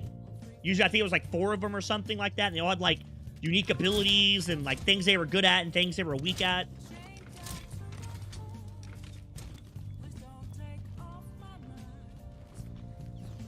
Damn, he has 2,000 health still.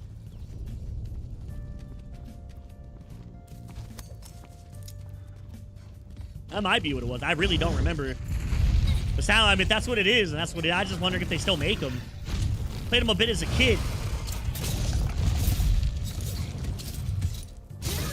I haven't heard anything of them since I was little.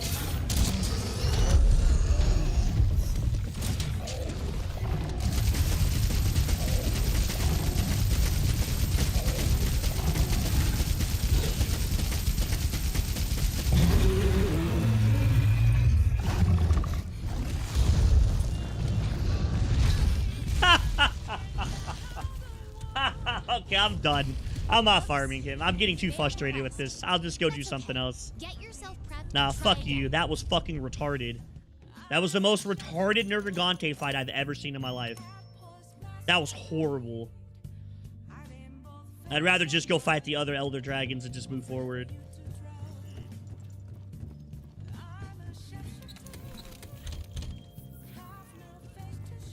We'll just go do other shit. We'll go fight Valhazak.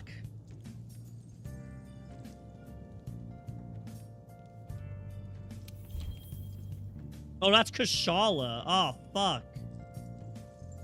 Oof.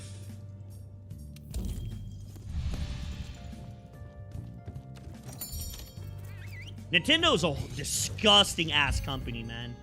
I fucking hate how predatory Nintendo is. Hate that shit. Why I pirate their games. I refuse to buy Nintendo games. I pirate every one of them.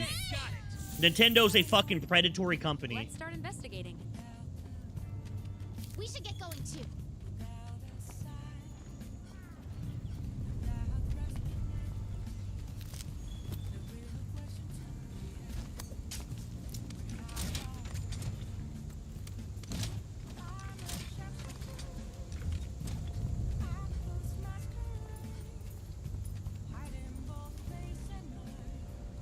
Use everything at your disposal. That's the way it works here in the new world. There they go again. Always gotta be first. That's not coming.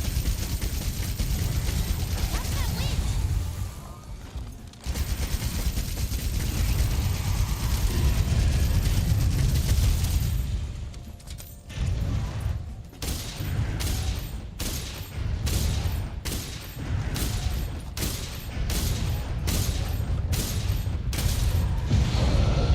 Okay, now he's pissed. I have pissed off Kushala. Woo, I guess I got hit by his legs. Oh, can I dodge that? Oh my god. I'm just too slow. Fuck.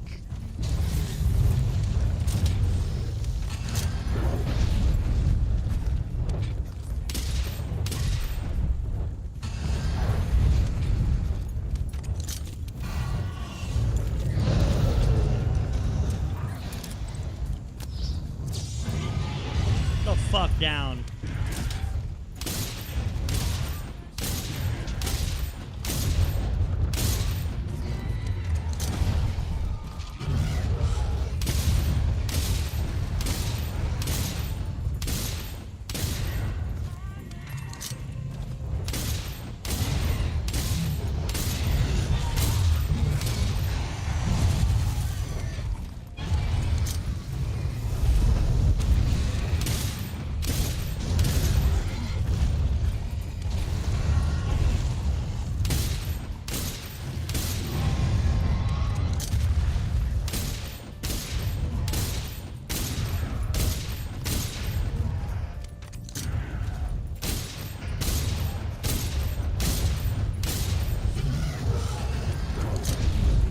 Oh no, that hit me. That's not good.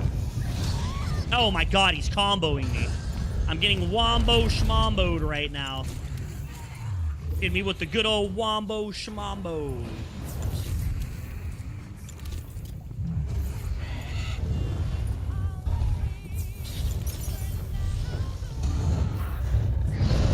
Oh, well, here comes the wind. I couldn't dodge that one. The game just made me stand there for that.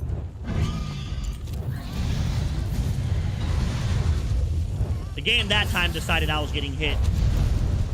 When the game decides you get hit, you cannot dodge it. So, when the game says it's time, it's just time. I had the wrong fucking pods on.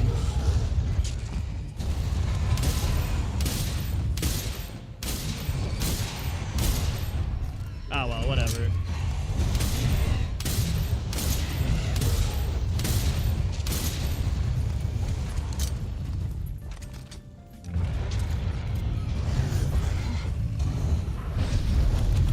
Dude, take off the flash pods. Oh, I fucked up. I'm getting hit here. No, I'm not. Thank God.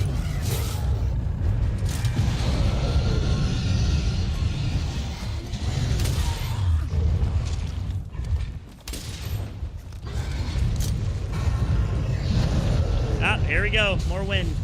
Oh, oh, Lord. Oh, what the fuck was that attack? Yo, what the fuck? Kushala has a counter? I've killed this guy like 100 times. That's completely new. I've never seen that.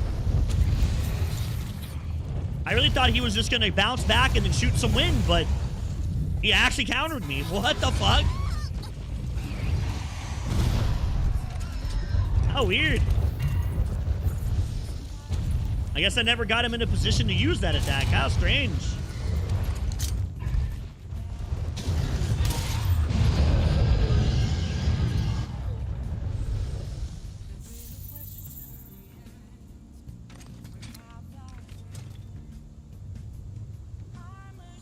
What the fuck?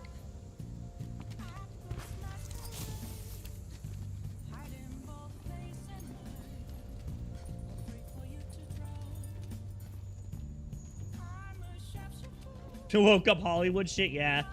Sadly, if they have it done here in America, it'd be full of fucking woke and gays and diversity and all that other stupid shit.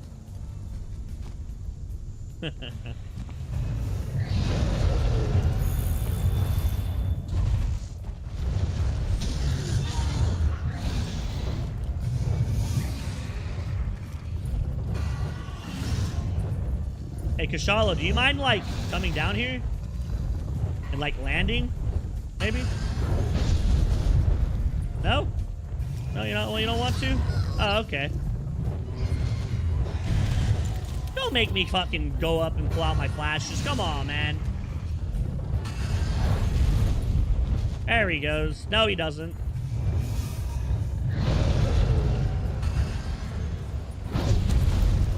I gave you the whole dragon of wind and all that and whatever, but shut the fuck up. What? Oh, I didn't load my ult. Oops. My bad. Oh. Lost a bit of damage, right? I don't think I could have dodged that even if I wanted to. Don't fucking combo me.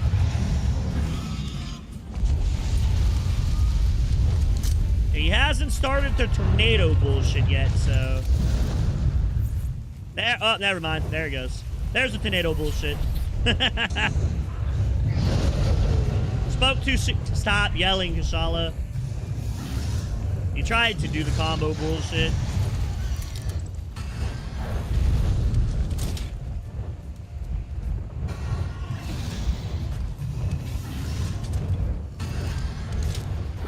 Getting hit by that. I'm reloading my gun.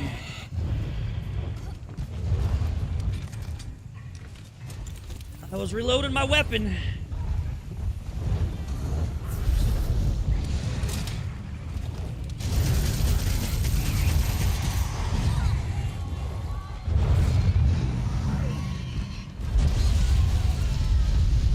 All right.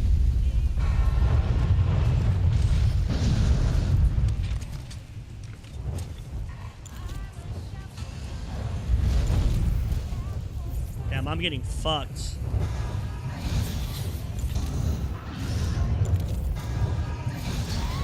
Jesus Christ.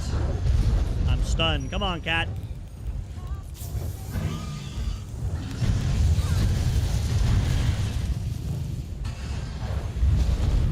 Oh my god, Kashala, come on, dog. Let me move, please. Holy fuck. Oh, there goes like 4 more pots.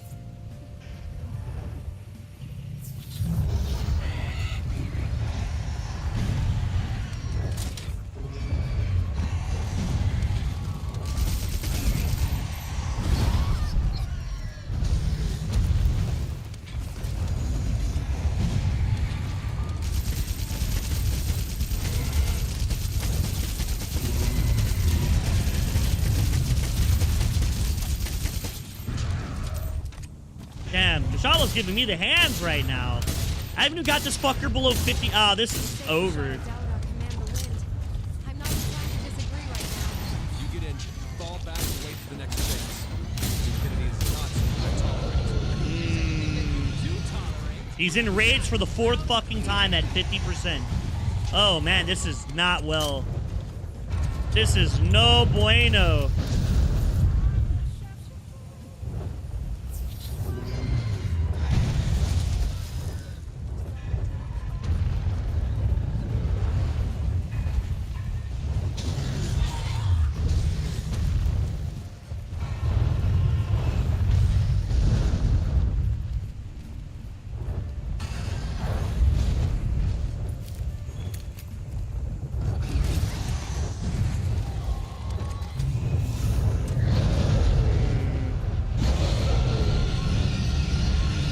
Kashala is giving me the fucking hands, my guy.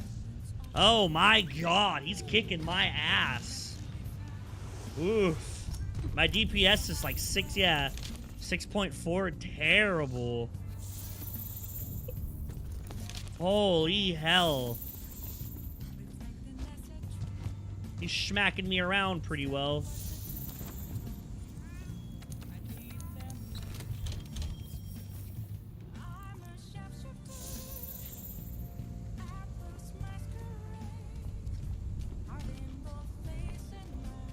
That'd basically be what a fucking Hollywood version of Samus would be.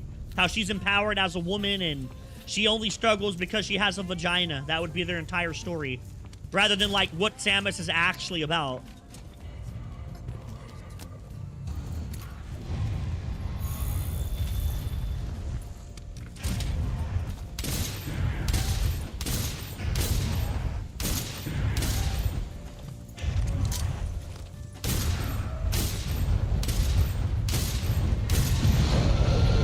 Here we go. He's enraged for the 5th time. But that time was my fault. I wall splat him. They always enrage after a wall splat. It's kind of how it works.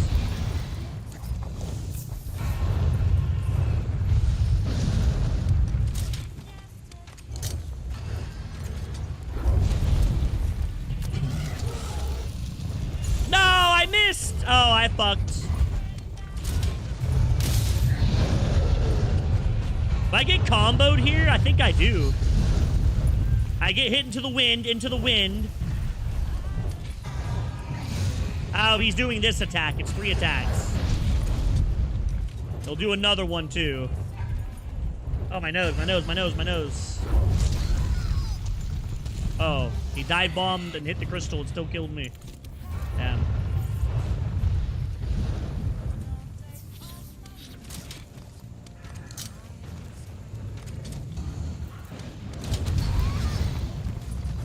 Oh. Oh.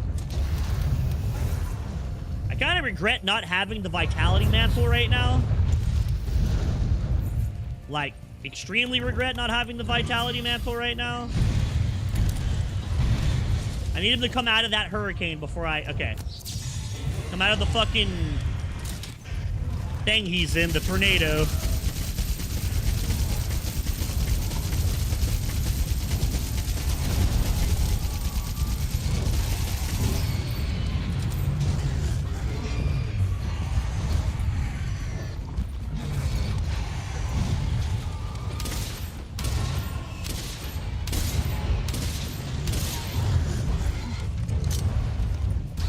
Oh, I was reloading.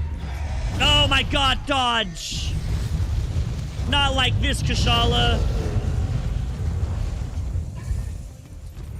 Jesus Christ, the cat is so fucking useless. Holy fuck.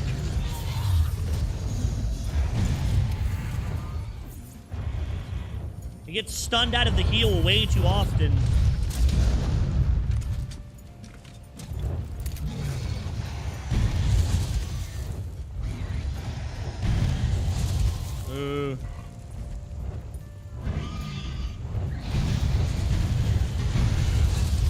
Oh, well, fuck.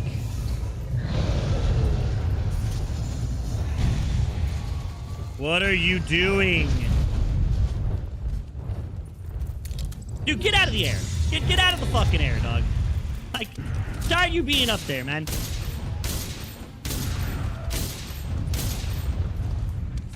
I get you have wings and everything, but come on, man. I was comboed into it. Couldn't get out of it. I'm gonna get comboed into this next attack. I can't dodge. Yep. Two fucking stuns into 2 hits. Nothing I could do.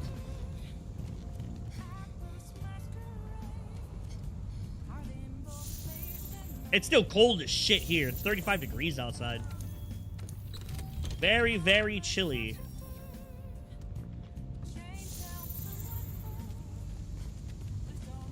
Off my mind. Double stun into double hits. What a fucking great idea. Let's go. I too like getting fucked in my ass with no way to stop it. Basically what just happened. Try this again with less HP. Nah, this guy's really hard for the bowgun. This guy's not exactly like... That hit me. That, you mean the move you shot at my cat that I was like 30 feet away from? Okay.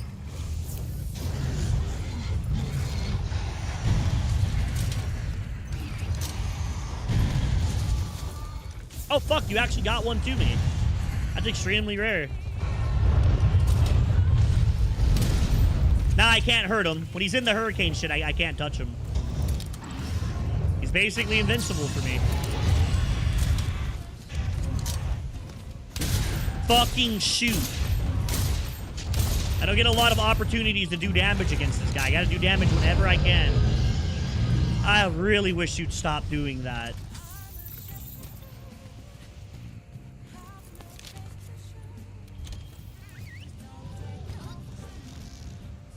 Maybe I should get full earplugs for this set.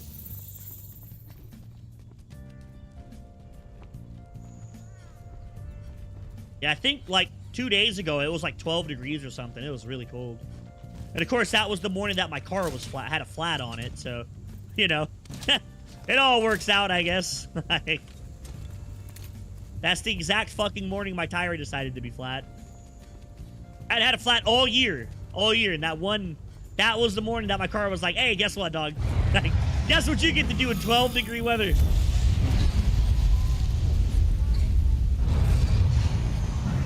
I really wish that this game would quit being a fucking faggot and, like, let me actually play it.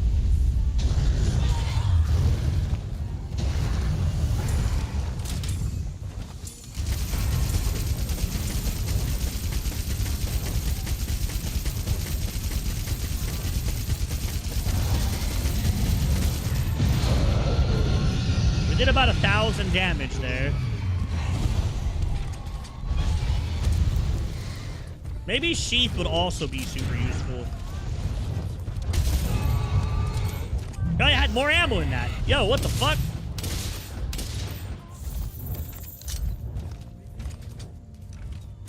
And this is actually where the fight gets hard. It was really, really cold. I moved away from all that cold. I used to live in that shit, man. Used to live in the cold, and I moved down south because it's warm.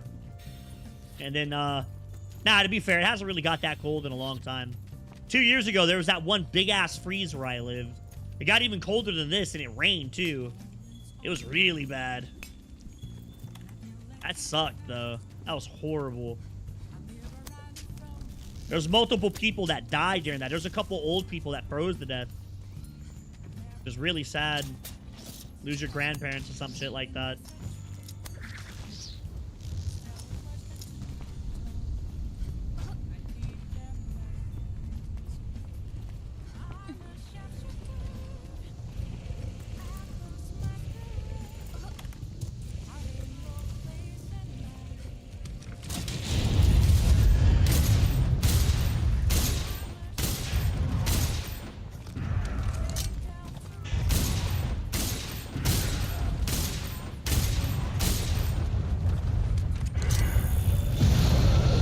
Got it that time, bitch. Get off the platform, get off the platform, get off the platform. Okay, well, I'm off the platform. Not the way I wanted to get off, but the way it took me off, and I'll take it. Fuck it. Who am I to complain? Yeah, fuck all that, dog. That's way too cool. I used to live in that shit. I didn't like it. That's why I like where I live now.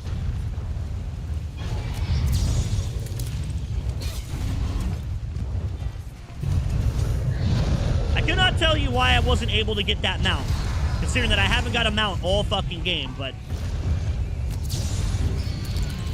I haven't got a single mount on this guy, and I just got denied a mount that should have been guaranteed. How weird. Try this again. There we go. He definitely wasn't resistant to the mount. Shouldn't have been, at least.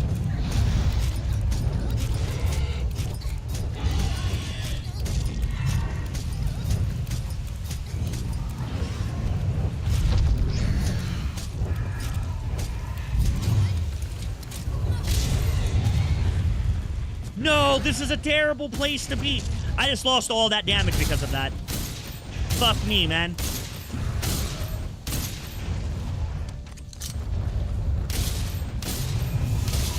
That was actually like a lot of damage I just lost. That was the end of the fight right there.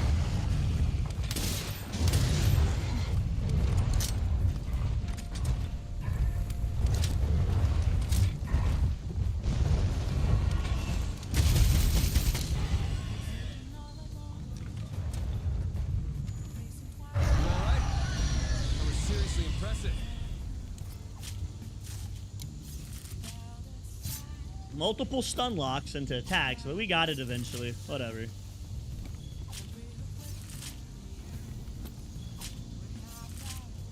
Yeah, it was, it got down to, like, I think it got down to single digits here in Texas. And then, what really happened was there was an energy company in the town that I lived in that was, like, one of the only energy companies in the city. And they did some fucked up stuff, and they weren't doing their, like, their maintenance and stuff on their power supply, their generators properly. So when the cold front came through, it shut all the electricity off in the entire city. It was bad. And it was just a fucked up thing. It was really fucked. A lot of the board of directors and shit stepped down.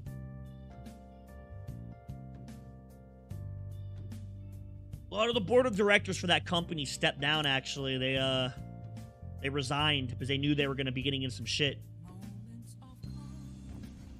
They knew what they did was fucked up. They knew what they did was extremely fucked. Full steam ahead! Ha! Full steam ahead! Ha! Full steam ahead!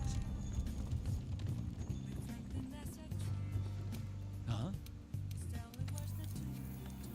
It was pretty fucked what those bastards did. Yeah, it got people killed. There was a couple people that died because of it.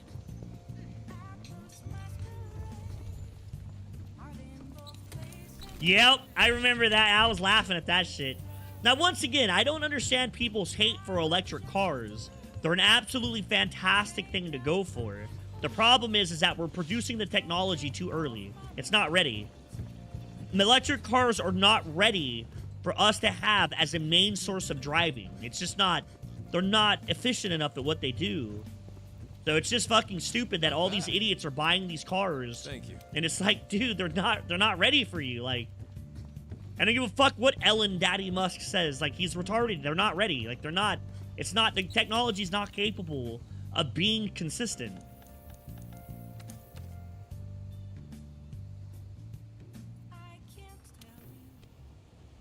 Full-on electric cars are perfectly fine. They're completely capable of being done. The problem is that because they're such a new idea and we're finally looking into them, we need to have a lot of advancements done in battery technology.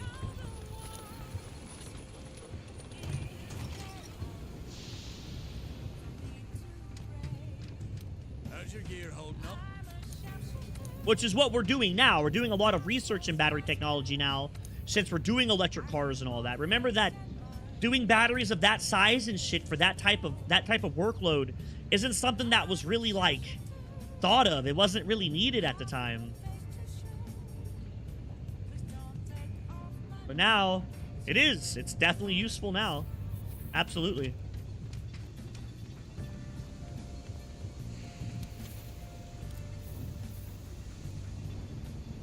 I think all the electric cars are shit.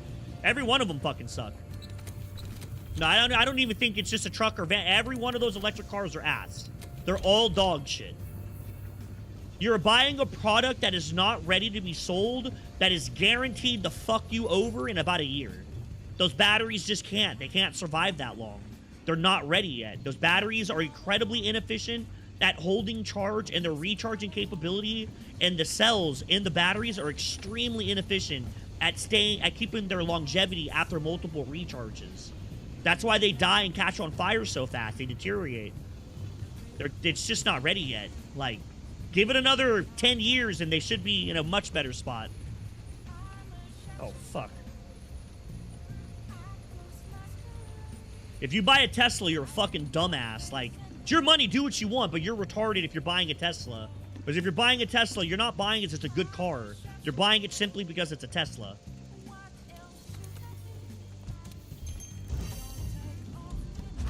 Look up the failure rate of those cars. It's horrible.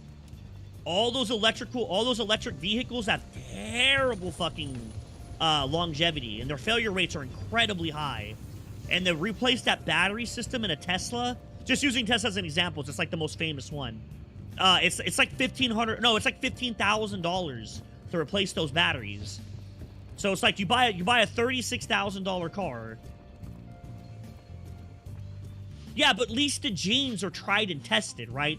You're still gonna get use out of them. You could still get 6-7 years out of a pair of jeans as long as you don't like run them through the dirt.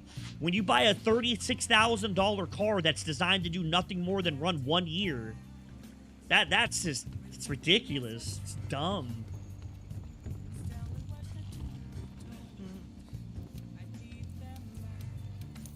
You'd have to drive that car so much to make it worth that $36,000. But I guess the people that are buying those cars don't give a shit about the worth of something. They must have a lot of money to just blow, so I'm sure they don't give a shit. So maybe it's just the crowd of people that buy that's the problem.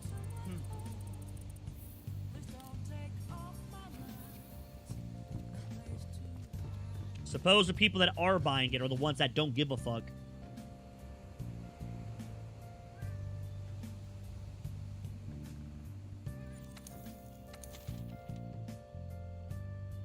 Those cars are designed to fail.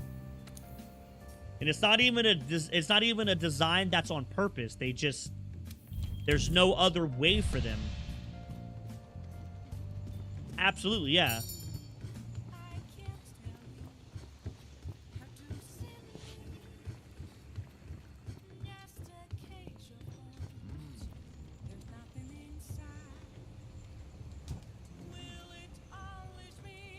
Not exactly environmental friendly like people make them seem they are.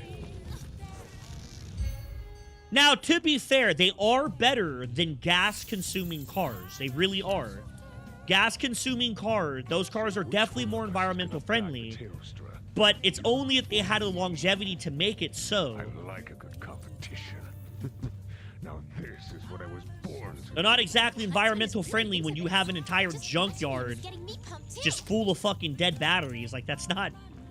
Oh my god, please. Let me back in the goddamn chest.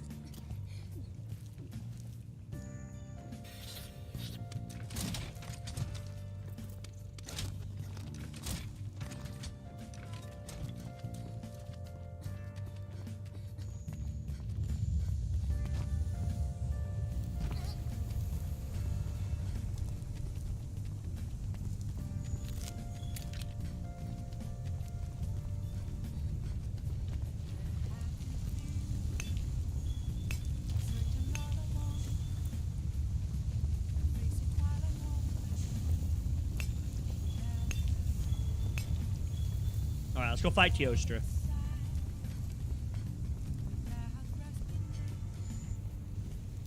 Go! Fire till the last fire inside you goes out!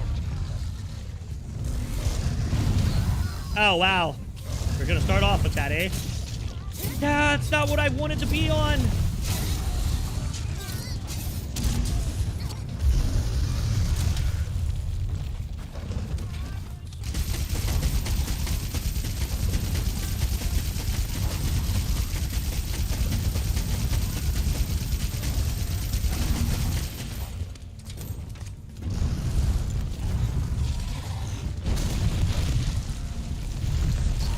Ooh, that had way more range than I thought it did.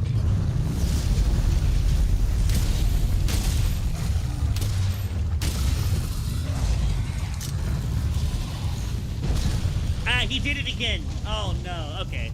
We'll just restart it. I'm not going to do this. We'll just redo the quest.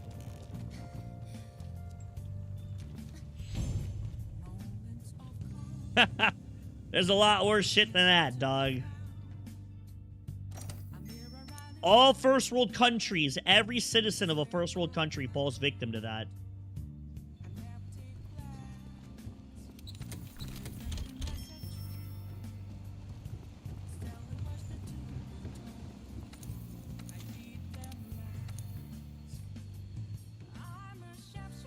The world's a fucked up place, that's for sure. It can be extremely fucked up.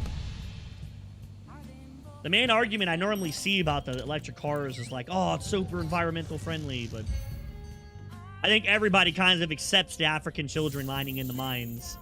I feel like that's just kind of an accepted thing at this point, right? Like, most people are kind of like, yeah, fair enough. Fuck those kids, you know? I like a good competition. Yeah, repression's here worse.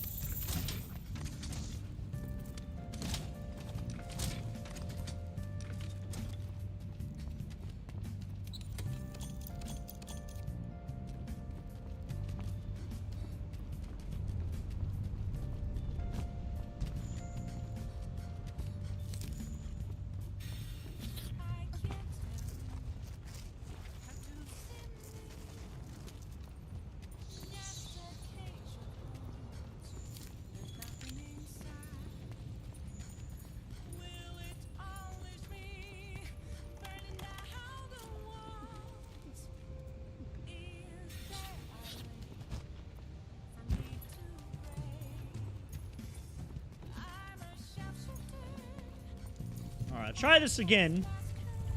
Not inside of his little lair, because that place is really hard to fight in. Why are you going this way? How weird. Normally you go to the other direction. Okay. Oh, whatever.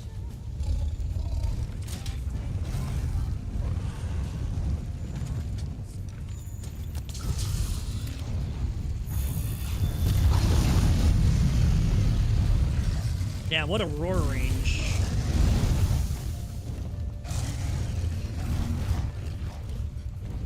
I kind of need you to come up here, buddy. There we go. That was fine.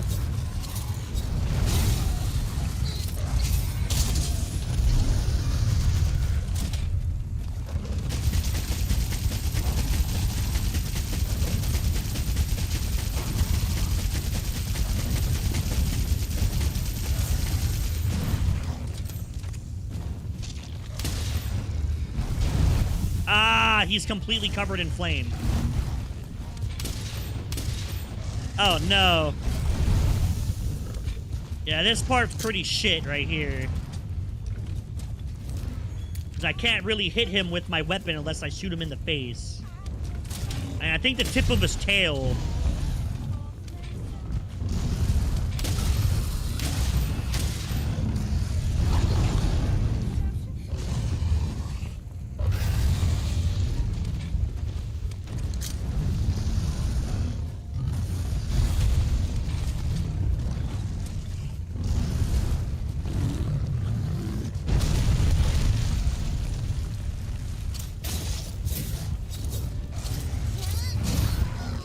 Oh!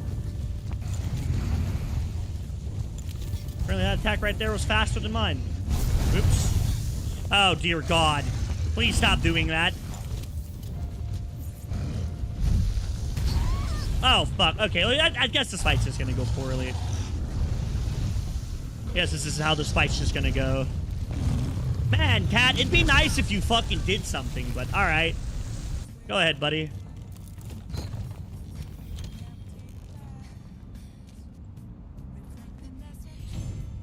Oh, no, I think he's just done playing at this point. Yeah, new Teostra is gonna be a big wall. He's extremely hard to fight with this gun. Teostra is fucking impossible to fight with spread. I'm not sure I'm gonna kill this guy.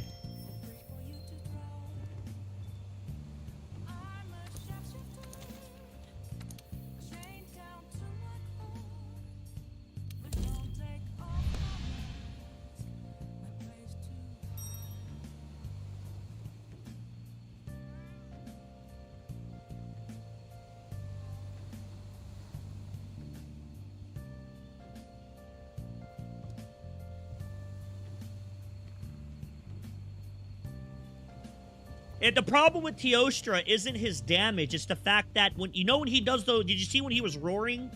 When he does those roars where he stands up on his back paws, he cloaks himself in fire. And when he does that, the game developers thought it was a great idea to make him completely immune to range attacks. So the only place I can hit him is in the face. But the problem with the bowgun is that its mobility is so fucking bad that standing in front of him, as you can see, gets to be killed because you don't have time to dodge.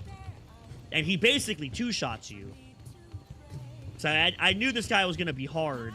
I get stuck on him a lot when I play the heavy bowgun. He's like one of the hardest fights with this weapon.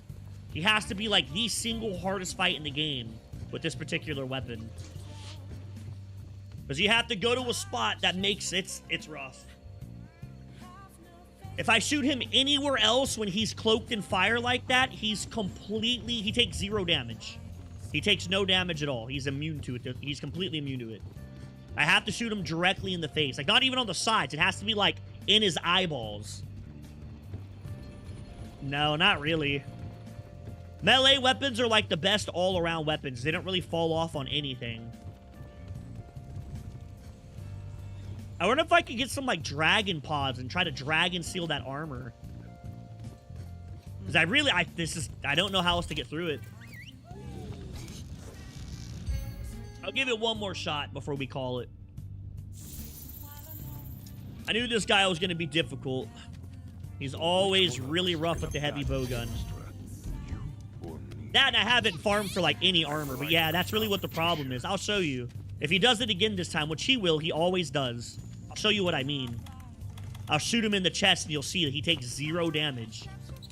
He only takes damage in the face, which sucks because that's where he blows fire out, and that's his strongest attack is his fire attacks. So like, I'm stuck in a fucked spot where I have to like play perfectly and dodge the fire while doing damage, or just never do damage and make the fight just last 60,000 years. But that's Teostra for you. That's kind of what he's supposed to do, so can't complain too much. That's his whole monster design.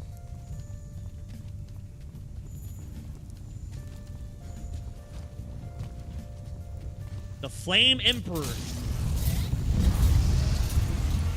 The Flame Emperor. Why did I just get knocked off? Okay. I have no clue why the game just knocked me off of Teostra. Couldn't tell you. We're gonna start off with this attack. All right, we're already starting strong. Let's go. We're already starting off real fucking strong here.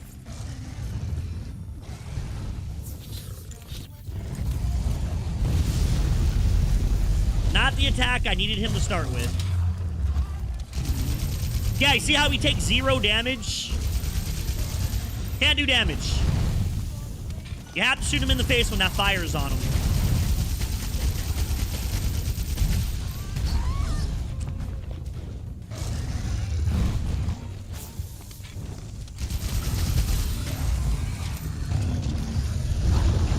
And now he's charging up with Explosion.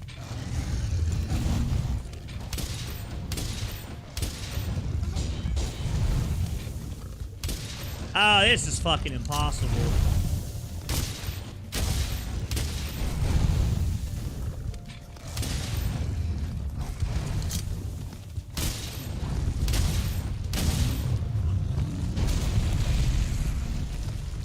Fuck it, we're just gonna shoot your tail. I'm not able to get the crits, but I'll take any damage I can get right now, to be fair. All damage is good damage for me at the moment, considering that I can't really damage you that well. Oh, stop fucking spamming that, my guy. What the fuck is he doing?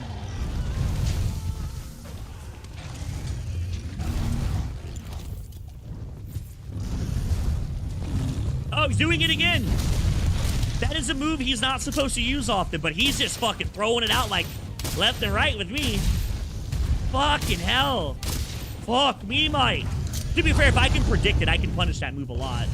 I just can't seem to be in position when he does it, so I'm always out of position, it seems.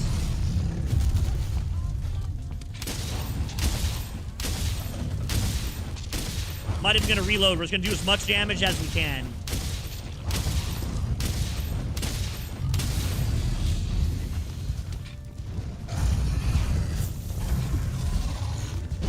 He's doing it again. Okay, but this time we predicted it. He must really like me. He's definitely doing it a lot.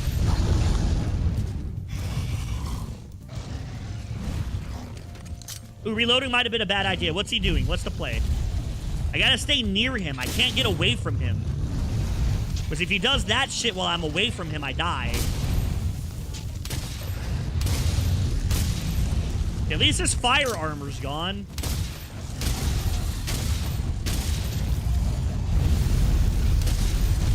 Ooh, okay. Scary, scary.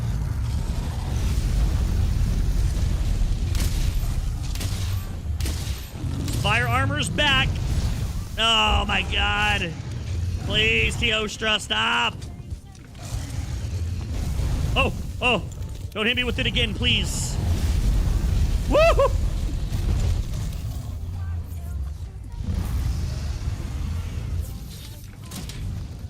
How much did we do? That wasn't bad. Definitely could have been worse. All right, let's see if we can knock him over and get some big-time damage on him. Oh, I do have my Vitality Mantle. Hey, look at that shit. I didn't know that. Throw it on. That way we don't burn when we... Ooh, ooh, ooh. Big scary move. That's his most powerful move right there. That's his most powerful move. Oh, that didn't actually turn him. Okay.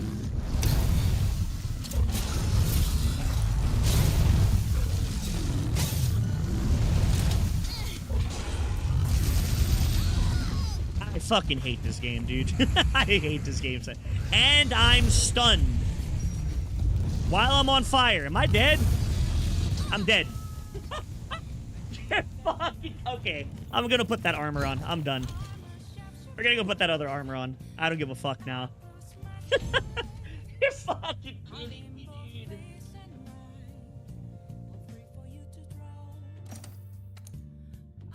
I'm done fucking with this. Next. Let's just go next.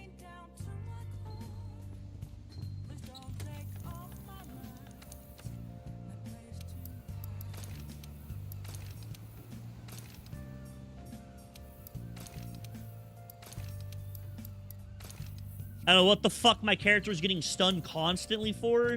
Don't know what's going on with that. I think that I guess that's something to do with the heavy bowgun. I'm getting stunned a lot, so we're just gonna go the armor that gives me full stun resistance. I have died too many times to stuns tonight. I'm fucking tired of it. Let's just die to something else instead. I think every fight I'm getting stunned like 6 or 7 times. Fucking insane amounts of stuns. I like a good competition. All right, we'll give it one more try, and that'll be the end of the stream. So I'm gonna go eat and probably do some Minecraft recording. Go play some more, whatever that pack was called. Nami Factory.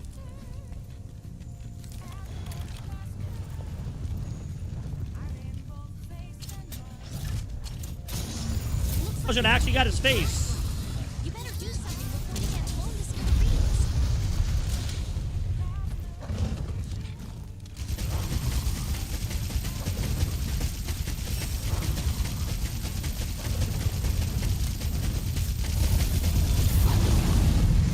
All right, here we go.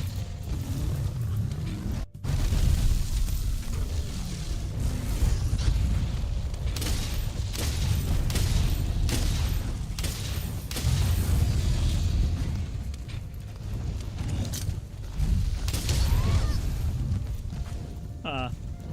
Alright.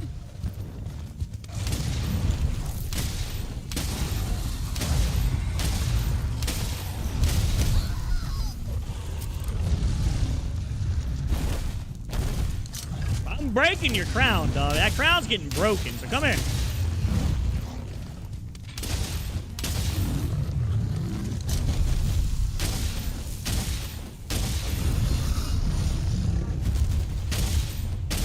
He was gonna try to blow it up. I stopped him from doing it. How funny.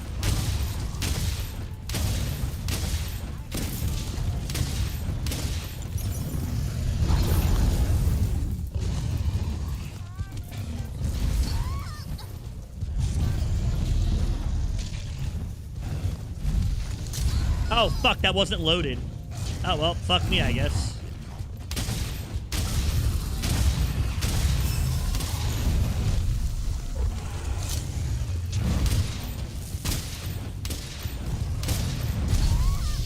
Whew, that did a lot of damage. I'll be able to, I promise you, chat, one day I'll stand up. I don't know when the fuck he's gonna let me, but one of these days he will. I hope so, at least.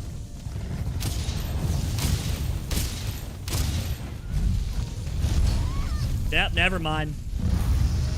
We're laying back down again, apparently.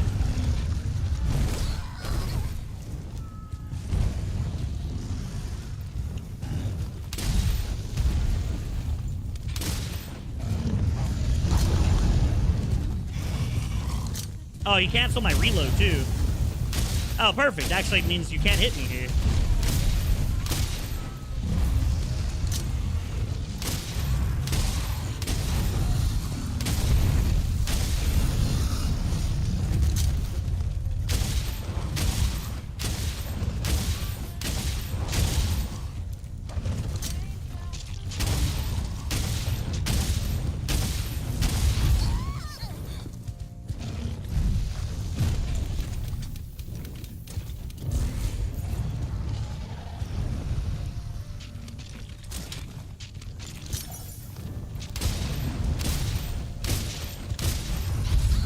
Oh, well, fuck. Jesus fucking Christ, man. What is going on? Holy fuck. I do might as well take a goddamn nap at this point. Like, he's just fucking on the ground all the time. Jesus fucking hell.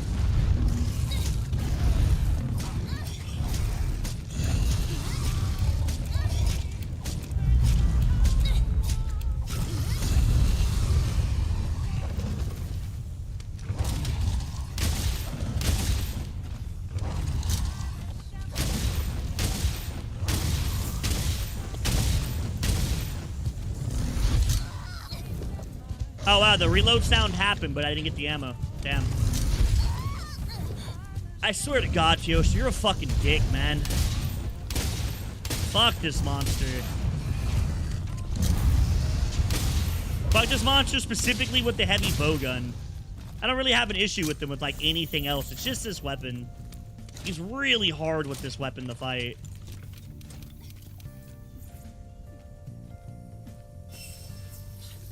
He's just fucking hard counters this thing. Massive micro stuns, really fast attack animations. He attacks very often, and he catches you on fire where the roll with the gun is very, very slow. So, like, everything he does is just really good against a heavy bowgun. Everything. Fucking armor that stops ranged attacks. Shit's retarded. Oh.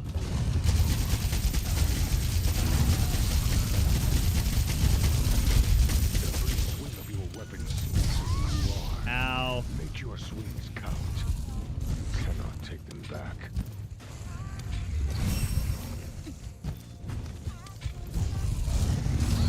Oh, well.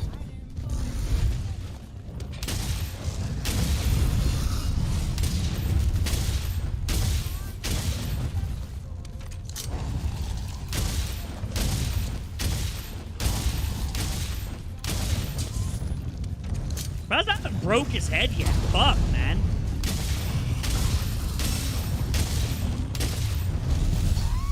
I should have rolled into that one, not rolled away.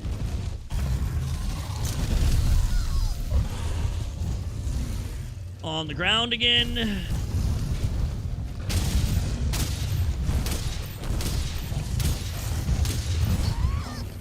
Can't wait to lay on the ground again.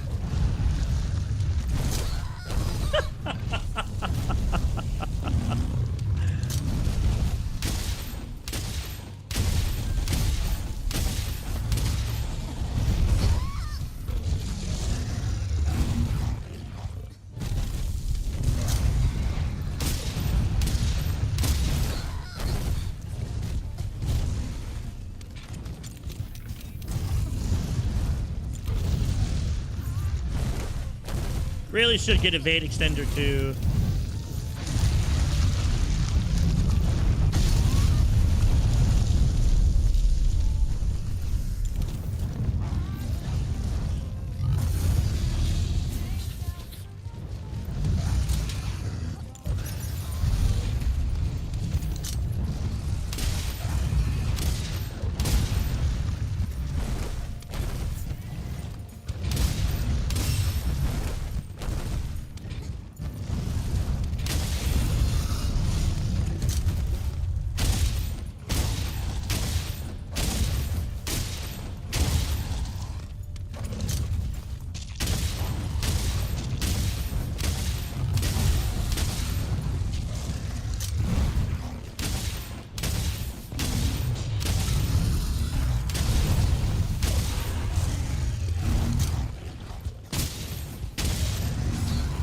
Oh, well.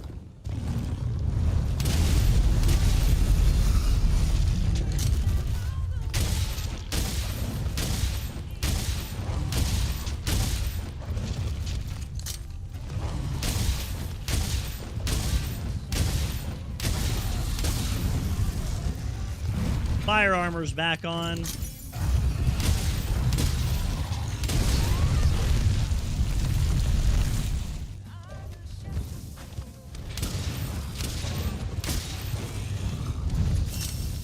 Alright, let's go get to the last part of the fight.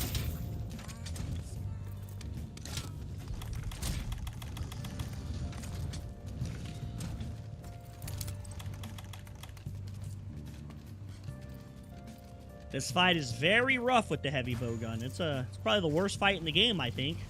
I can't think of, even in Iceborn, I think the only fight that could maybe contest with this fight, I would say.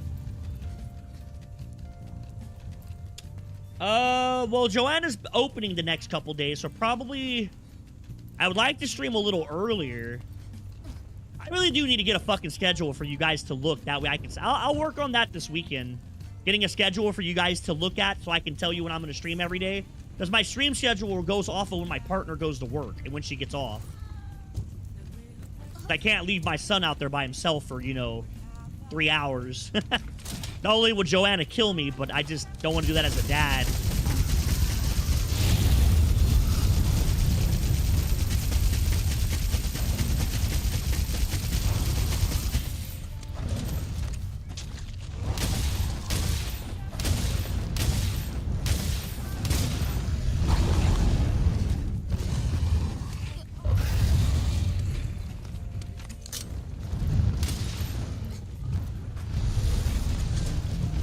Now what I wanted to do.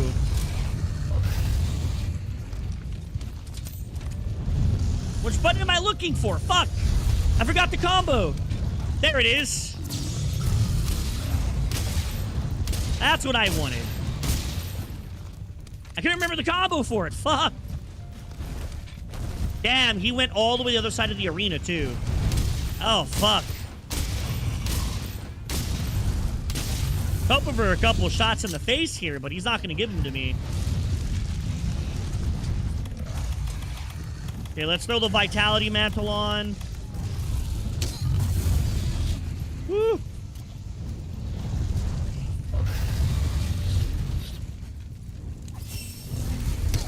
Ow, what the fuck?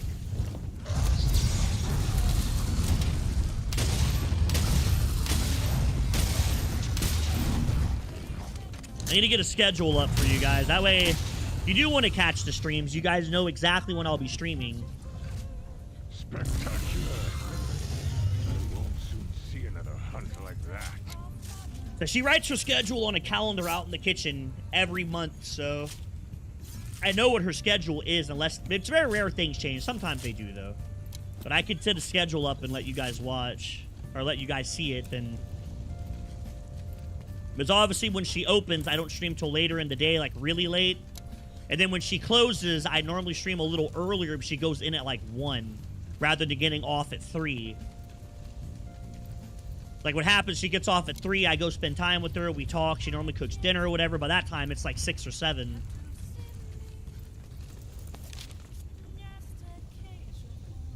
That's why I like to, someone who doesn't know that, my streaming schedule probably looks very sporadic, but if you went back and like, you know, logged every time I streamed, you could probably guess what time she worked that day. Just from the times that I streamed. They're normally around the same times. Give or take an hour or two, depending on what all we have to do, whether we go to the store or, Fine work. you know, shit like that. By the way, I wonder.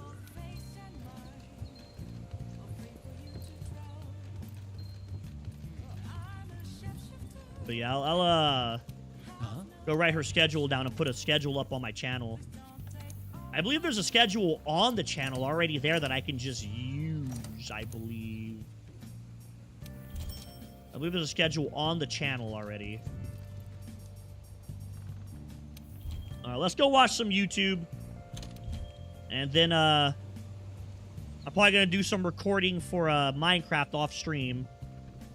I don't think many of you guys want to watch me play fucking Minecraft. You know, that would probably be the best thing. That's probably what I'll do. I don't think I'll stick a specific time. I'll just put, like, an evening after, like you just said. I think that would be the best thing for me. Because my shit is kind of wonky depending on what she wants to do. As they say, happy wife, happy life, right? Remember, chat, when you're upset, nobody cares. If she's upset, everybody gets upset. Like, everybody gets pissed. That's really what it is. It's Elijah, yeah. Between her and Elijah, I can't say for confident what exactly it is we're doing that day. I believe there's a schedule on Twitch for that. Let me... What would that be on? Twitch Dash, maybe? My dashboard?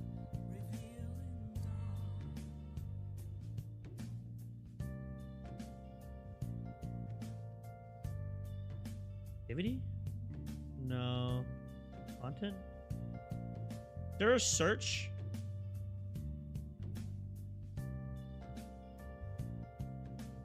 I swear to God, there was a,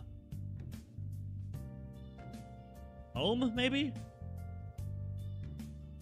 Hey, I got $6 this month. Let's go.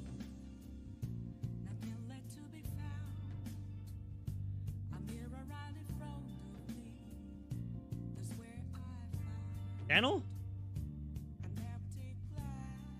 Oh, there it is. Schedule. All right, there it is. Here we go. Oh my God, this is from so fucking long ago.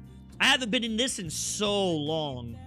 Holy shit, I've been in there. I haven't done this in a long time. Good fuck.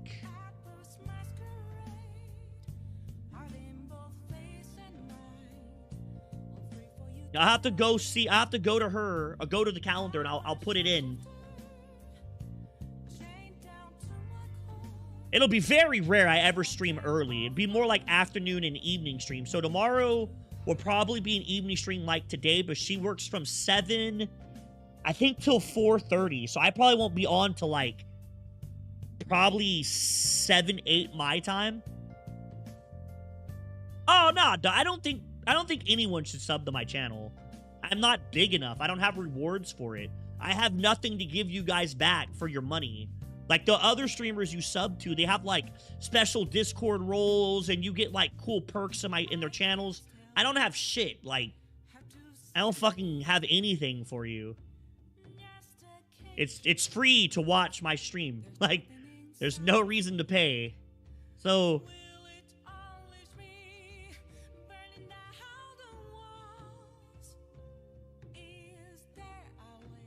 Okay, so that's how we'll have to do. I'll have to do specific days. And, all right, that'll work. Okay.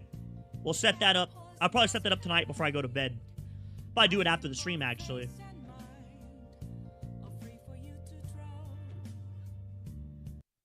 No, watching my channel's free. I don't think anyone should sub to my channel. I don't have anything to give back for the money. But, like, entertainment's free, though. I don't think you should have to pay for entertainment on Twitch. The whole purpose of Twitch is free. You know what I'm saying? Like, fucking take the $6 and go get a burger or something. Go get a drink. Go get a milk. Go get a fucking fruit smoothie. I could use a fruit smoothie. I'd spend $6 on a fruit smoothie. Not on a channel. Like, unless they're getting something, you know?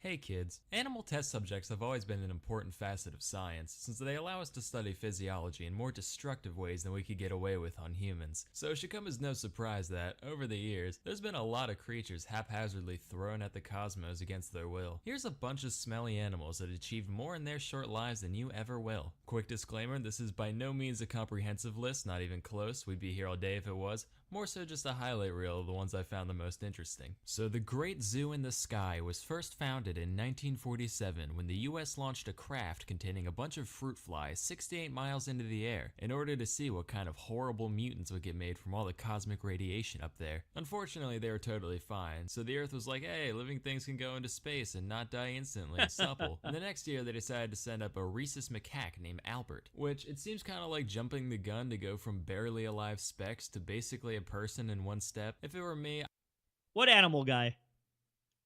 The animal guy? Who's that? I would have thrown like a frog or a gerbil in between them. Oh, by the way, I said this last night, but I don't think everybody was here. I don't know who's all on the channel still, but we're doing another movie night on her next day off, which I think is this Wednesday.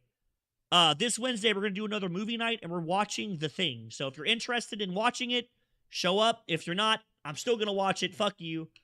You're dumb, but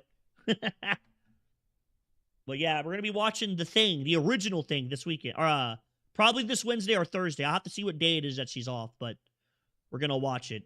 But whatever, I'm no cosmopolitan. Anyway, Albert died of suffocation on the way up and never really made it to space alive. Fun fact, this rocket was actually a V-2 missile stolen from the Germans after World War II. So just in case any of you have any sympathy for those Nazi characters, they're technically responsible for the death of a poor innocent space monkey. Pretty condemning if you ask me. But I guess the US felt pretty bad about it, so they decided to deal with probably the same time that we watched Alien. That seemed to be a good time for everyone, so probably a little bit later. I think we started that at like 6. It was like 5 or 6.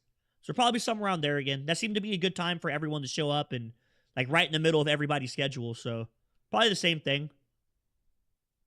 That movie's shorter, I think. I think it's only like an hour and 20 minutes or something. We're watching The Thing. I'll be using that link you sent me, actually. The next monkey, Albert 2. Pretty unhealthy coping mechanism according to my shrink, but she also thinks Punk is dead, so what does she know? This Albert actually made it into space alive through a grand effort incorporating all the incredible cutting-edge technology that the atomic era had to offer. And after all that, they goofed on the parachute, so Albert 2 turned into a fine red mist on impact, which just goes to prove the age-old adage, you can lead a monkey to space, but you can't make him land. There were a few more Alberts after this. Albert 3 fucking exploded. Right. Albert 4 made it up, but he had another tissue paper parachute what don't work for heck, so he's out. Albert 5, yet again, bad shoot, liquefied on impact, until finally, in 1951, on Albert number 6, they figured out how to make a big blanket that consistently makes you not immediately die when you fall from the sky, and the monkey was recovered alive from the capsule, alongside his 11 mouse roommates. Of course, he died 2 hours later, but hey, still counts. You know, actually, I think I'll go download the movie is what I'll do. I'll download the movie. That way there's no buffering. That'd probably be the best thing for me to do. Earlier that same year, Russia launched 2 little pupniks named Tsigan and Dzik, both of whom came back unharmed. These 2 were the first vertebrates to ever leave Earth and come back alive. Then in 57, the Reds snagged another achievement by putting the first living thing into orbit, besides the bacteria clinging to Sputnik 1, but they're losers, we don't talk about them. Specifically, they launched one brave and daring dog from the streets of Moscow, probably the most famous animal to ever go into space. You know its name well. That dog is, of course, Air Throw my Bud. Bit Unlike Defender those other guys we VPN on talked and about, download Leica that was never bitch. planned to be recovered intact, since we barely knew how to put something into orbit by this time, let alone bring it back. But they still wanted to make sure she stayed alive long enough to at least reach space. So before the mission, they put her through the most rigorous canine space camp that Russia had to offer, throwing her in a centrifuge for a while to get her used to G-force, making her cage progressively smaller to get her used to cramped spaces, which made her just not shit anymore at all, but that's a different story. They also switched her diet to a special high nutrition gel that she would have eaten after takeoff, you know, had her brain not crapped out from overheating within the first few hours. In '59, the US strapped 2 monkeys to the nose cone of a Jupiter missile and actually got them back alive afterwards, which is crazy mostly because these things withstood 38 G's of acceleration. Holy For shit. context, that's the force that makes even trained pilots lose consciousness times 4, or this thing times 12, or roughly the same forced experience when you realize that's not a normal speed bump, but one of those evil tiny ones that ruin your life. You know the ones. Well, that's what you get for doing 25 near a hospital, Sam. Well, hey, good thing I'm already here considering the ballistics test that just went down between the roof of my car and my frickin' skull. Jesus. So in '61, we graduated from monkeys to great apes, sending up a chimpanzee named Ham. Remember Space Chimps? Yeah, it was that. Frame for frame, Andy Samberg and all. What's special about Ham is that he was actually trained to pull levers and slap buttons while up in the ship, being rewarded banana pellets for completing tasks and getting his feet tased whenever he messed up. Sounds like a cartoon, I know, but I promise it's for real. Meanwhile, the Soviets were busy putting a big, bald, smart ape into orbit, no big deal. France saw the US and Russia sending up monkeys and dogs and felt left out, so in '63, they launched a cat into space and were like, yeah, that's cool and unique. I'm one of the popular kids now. In '68, the Soviets saw the rabbit making rice cakes on the moon and said, how about a tortoise for that hare, launching 2 of them into deep space, all the way around the moon and back to Earth, where they were recovered alive after their capsule landed in the ocean. Kinda cheating when you are your own crash suit, but an impressive feat regardless. In '73, we put mummy chogs in space. What's a mummy chog? It's one of these things. Like a fish, but real rough and tumble. Tolerates low oxygen, weird pressure, high salinity, dishwasher safe, Energy Star rated, you name it, sister. At first they could only swim in circles, but after a couple weeks, they actually adapted to 0G and figured out how to maneuver properly. Even more interesting, we also brought mummy chog eggs, and when these hatched, the little mummy choglets knew how to swim in 0G immediately. Kinda spooky, honestly. That same mission also sent up some spiders, who managed to spin some webs. Trash webs, mind you, but hey, they managed. In '78, The Muppet Show aired Pigs in Space for the first time. In '85, we cut off the arms of a bunch of newts and sent them up to see if they grow back the same way. The reasoning behind this being, if a newt can't grow stuff back, then an astronaut with a paper cut probably can't either. Fortunately, they rearmed themselves at the normal rate, so all's good on that front. Around the same time, NASA actually had talks with Sesame Street about sending Big Bird up on the space shuttle as a publicity stunt. This is real. The plan ultimately fell through after they realized Big Bird is fucking giant and unwieldy at all times, literally the worst possible choice for a celebrity cameo on a space shuttle. So instead they sent a school teacher in his place. And then the Challenger fucking exploded. Let me reiterate.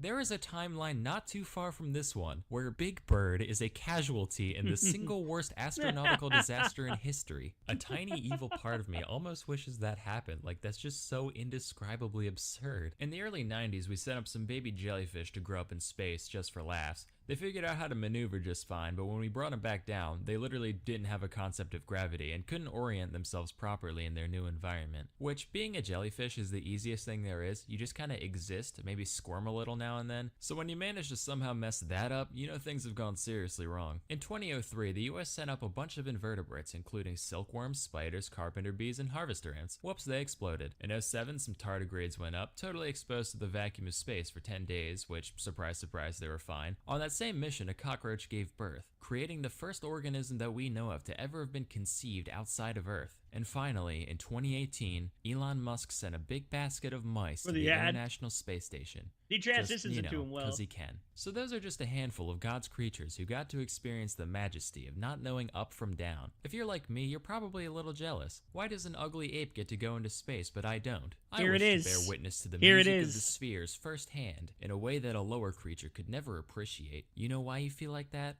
Because you're a nerd. And what better way to fill that space-shaped space in your shriveled nerd heart than a vast collection of high-quality documentaries? That's why you need to try Curiosity Stream. There it is! There was everything else, and then there was Akira.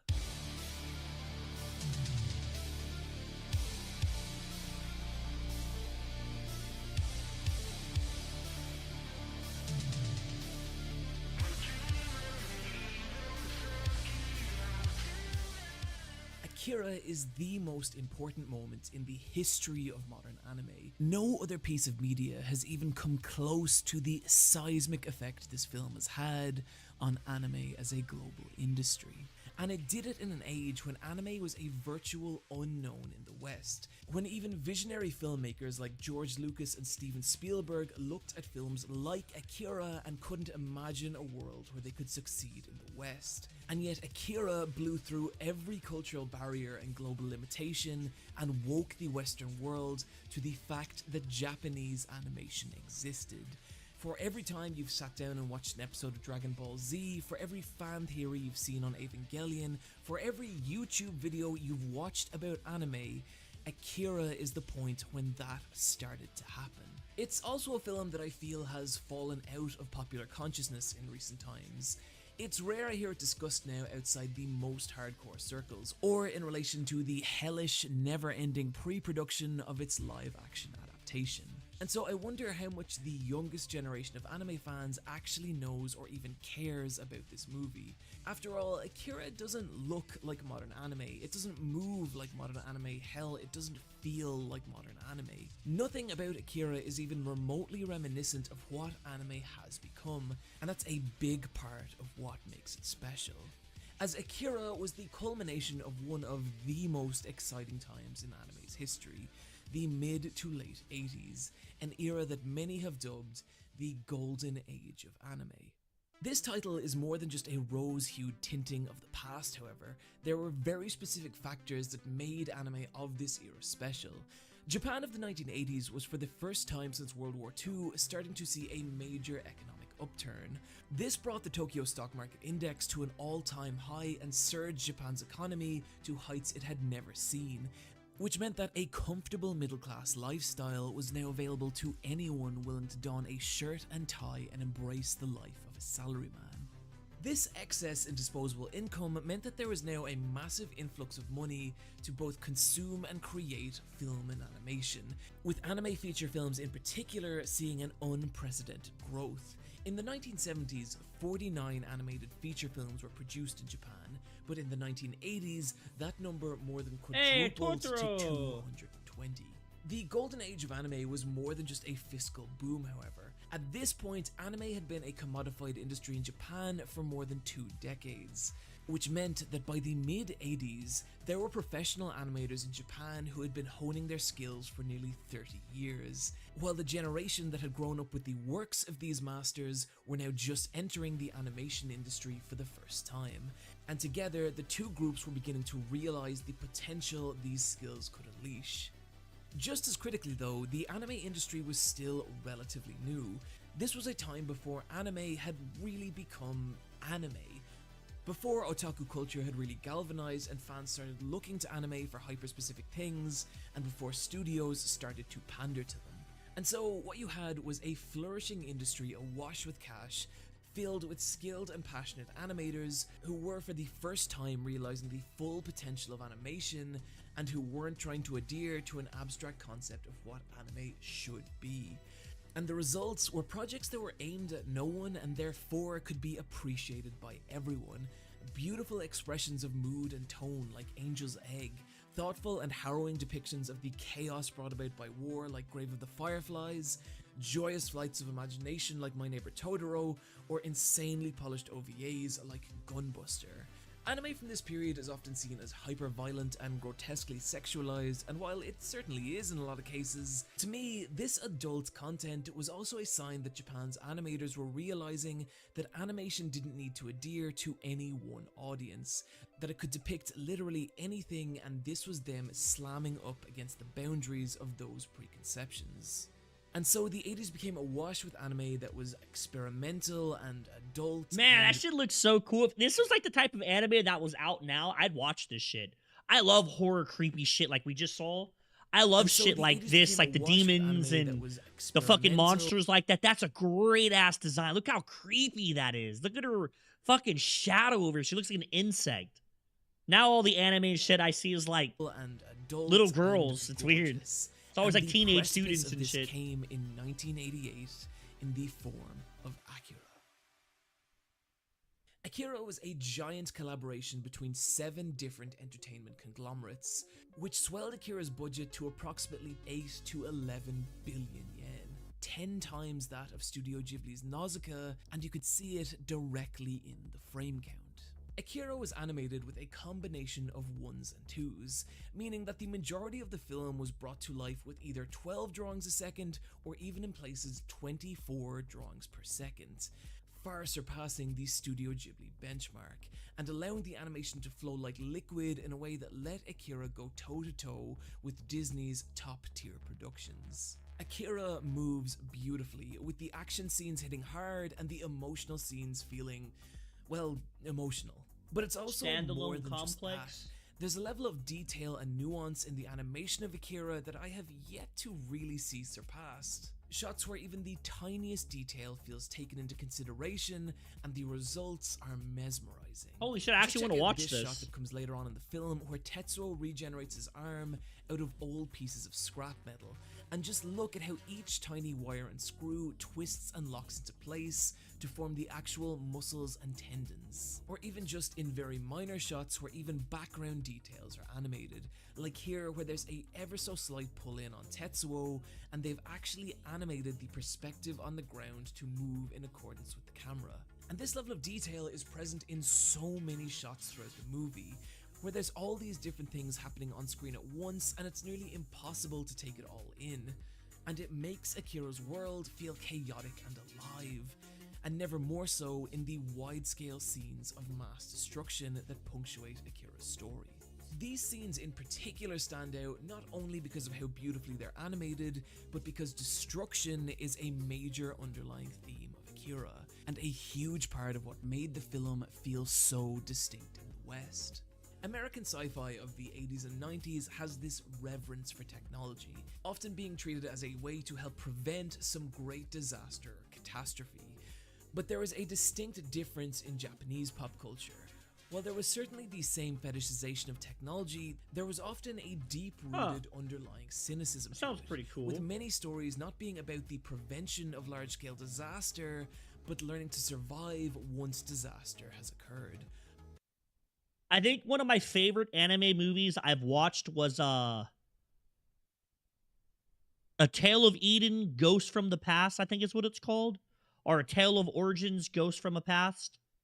So it was about like humans experimented on plants and we created this super sentient, made like this super sentient plant creature, and we shot it to the moon.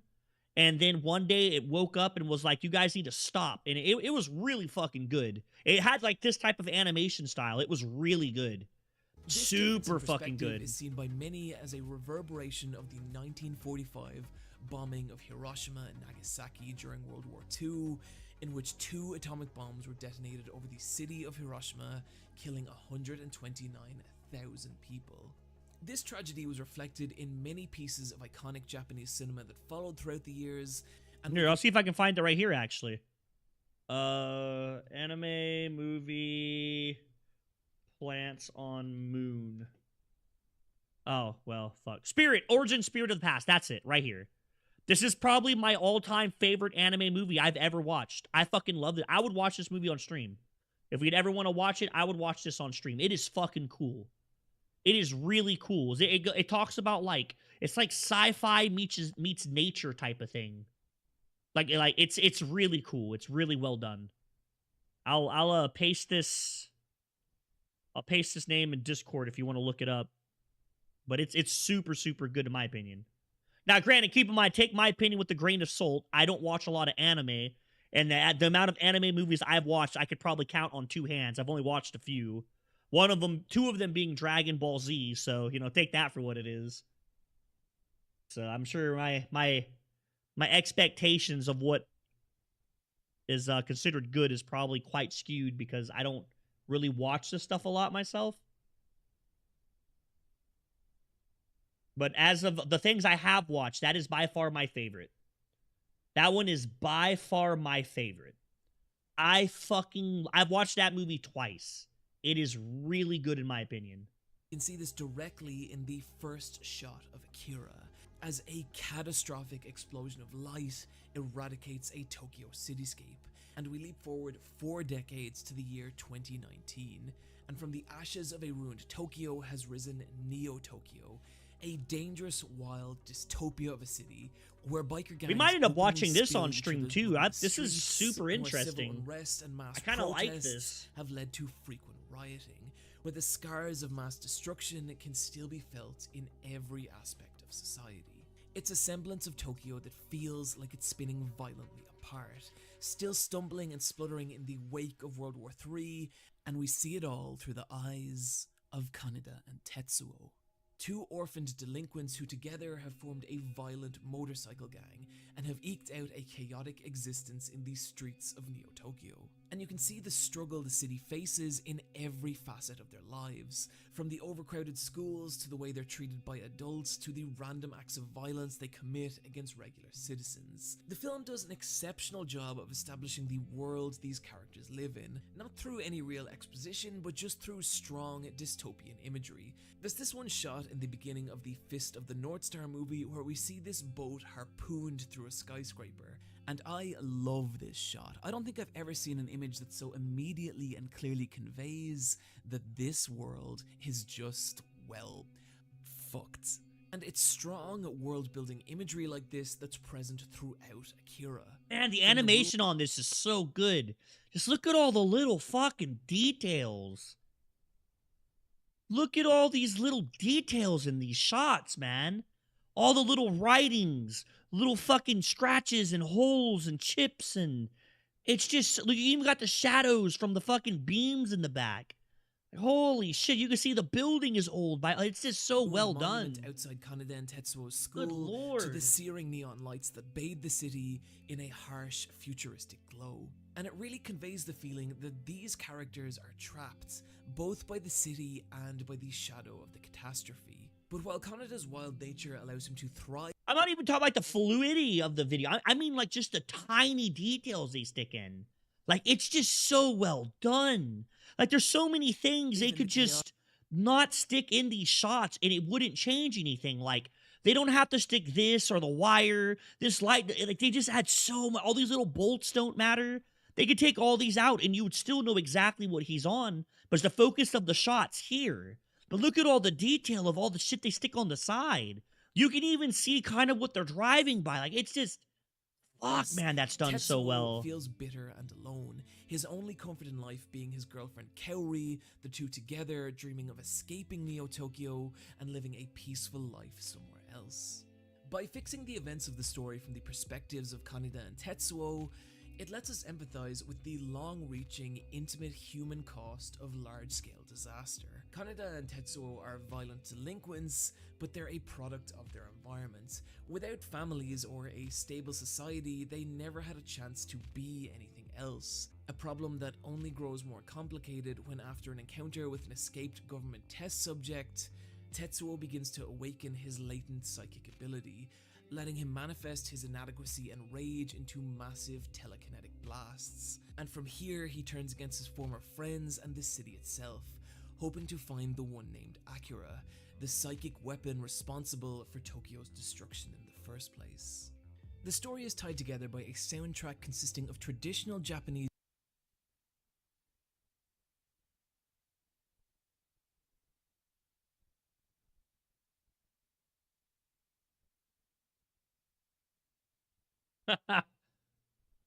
instrumentals layered with 80s future synth. And what's cool is these two styles together create this kind of traditional slash sci-fi vibe, which speaks directly to the themes of Akira, combining Japan's past and its future. All these different elements come together to create one of the most stunning movie experiences in history, and personally one of my all-time favorites. But here's the thing. Over the years, I've gone back and rewatched Akira more times than I can count. And over the course of those rewatches, I've come to realize something, and that is that the film Akira is a compromise. Allow me to explain. Akira was based off the 1982 2,000-page 6-volume epic manga of the same title, written by the same man who directed the film, Katsuhiro Otomo. And specifically, what the film is the first half of the first volume and the last half of the last volume, with a kind of amalgamated middle third that struggles I might to read the link manga these for two this. divergent pieces of storytelling together. And the result is a second act that feels heavily truncated and hard to follow, with conversations that try to touch off some major themes that are never really given the proper room to land. Watch Akira with someone who's never seen it before, and they'll likely struggle to follow all the divergent plot threads the film begins to layer on around the 40-minute mark, as it covers everything from drug addiction to a government coup to the evolution of humanity and even the nature of existence, before finally coming together in a messy but satisfying conclusion. The reason I use the word compromise is that after watching Akira enough times, it's easy to start feeling like you're getting a truncated version of a much larger story. But that larger story does exist, and it exists in the form of the manga. The relationship between the film and manga is a strange one, not only because they share an author and director, but because it's difficult to even say that the film is a full adaptation of the manga, as the manga was created before, during, and after the release of the movie, only concluding in June of 1990, 2 years after the release of the film, meaning that in a way, both the film and the manga are the original versions of Akira, with Otomo himself stating that the experience of directing the movie massively shaped the direction the manga would end up going in. And so the manga is at once the inspiration for the film as well as the revised version of it. And the result is a much fuller, more complete story, with concepts that are only touched upon in the movie being given room to breathe and grow and shape the narrative of the manga. Throwaway characters with less than 30-second screen time in the film take on massive story-critical roles in the comic, and the conflict surrounding Kaneda and Tetsuo grows to encompass a much larger cast in a story that doesn't really feel like it's about any one character, but dozens of smaller individuals, each one of which has their own strengths, weaknesses, and motivations that play a part in shaping a much grander narrative. While the film takes advantage of light, sound, movement, and colour, the manga takes advantage of its own medium in some really profound and beautiful ways. Otomo has an incredibly solid grasp on all aspects of manga, from his expressive characters to his flow of action through paneling to his incredibly detailed background art. Possibly my favourite thing about the way Otomo makes manga though is how he creates a sense of empathy with his characters through these beautifully quiet single-page spreads, where nothing really happens and it's just the characters alone in their environment. And in a story where major plot events are defined by gigantic world-ending cataclysm, these pages create these beautifully intimate little moments where we're just allowed to sit with these characters and just feel what they feel. And it really helps ground Akira's world and puts across the feeling that even throughout all the war and chaos, this is just a story about people trying to survive a situation that is much greater than they are. There's an instance of this that occurs about halfway through the manga. It happens at the climax of the manga's second major story arc, when Akira suffers a major emotional trauma and he unleashes this massive double-page city-crushing psychic blast that tears through Neo-Tokyo, eradicating the entire city. And what makes this sequence so special isn't even the blast itself, it's what follows. As we turn the pages, we're met with these beautifully detailed, giant, double-page illustrations of Neo-Tokyo just coming apart under the weight of Akira's attack. And then again, and again, and again. And with each turn of the page, the magnitude of the event becomes more real and profound, until finally there's just stillness. We're just left to sit in the quiet devastation of the aftermath, and the panels slowly start to pull in on different characters from the story as they look out over the debris of the cataclysm that moments ago was their home. And there's this unbelievably sad feeling that these people's entire lives have changed, making for maybe the most harrowing depiction of mass destruction I've ever experienced in media. Its parallels to Japan's own history being plain to see. A moment like this works so well in the manga because it has the space to convey a much larger, more populated universe. And so we feel it so much more when that universe is destroyed, in a way that just isn't possible in a 2-hour movie. But none of that is to say that the manga invalidates the film. I think if anything, the manga helped me understand why the film has such a powerful effect on people. Throughout Akira, Neo Tokyo is destroyed over and over and over again. And it's hard not to feel like there's a real grim message in there. Like that destruction is inevitable and people are what will cause it. But I feel like there's something more there too. Because for every time one of these catastrophes does take place, the characters that are left all pick themselves back up and eventually try to move forward. And I think there's something really hopeful about that.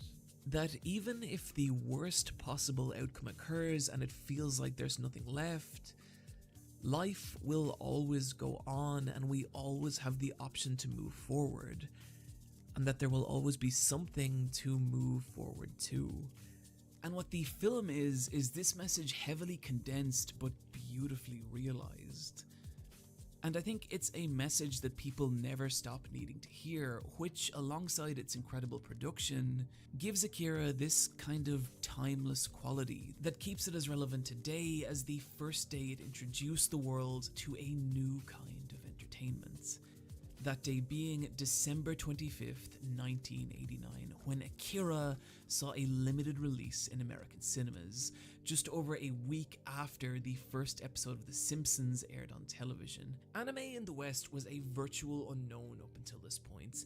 The handful of anime features that were released were subject to some pretty brutal Americanized edits, like Studio Ghibli's Nausicaa, which saw 25 minutes stripped from its runtime, featuring characters on the poster who don't actually appear in the movie. And so anime, or any kind of animation aimed at adults, just didn't really exist. Which is exactly what would have made a screening of Akira so mind-blowing. Think about all the themes we just discussed and compare them to titles like The Little Mermaid or A Land Before Time or An American Tale, and just imagine the massive cultural shock a screening of Akira would have been. How jarringly its depictions of violence and destruction and socio-political messaging would have stood alongside the child-focused offerings of Disney and Don Bluth. And so, Akira's status as a cult classic exploded across the US and the rest of the Western world, going on to make a staggering global box office of $45 million, which led to the 1991 VHS release of Akira from Manga Entertainment, a distribution label established solely on the success of Akira in the West, who would go on to co-produce the next major anime smash hit, Ghost in the Shell, as well as being the first major distributor of anime in the West, spreading Akira far and wide and creating the first sizable generation of Western anime fans. And I include myself in that. Akira was the first anime I ever saw.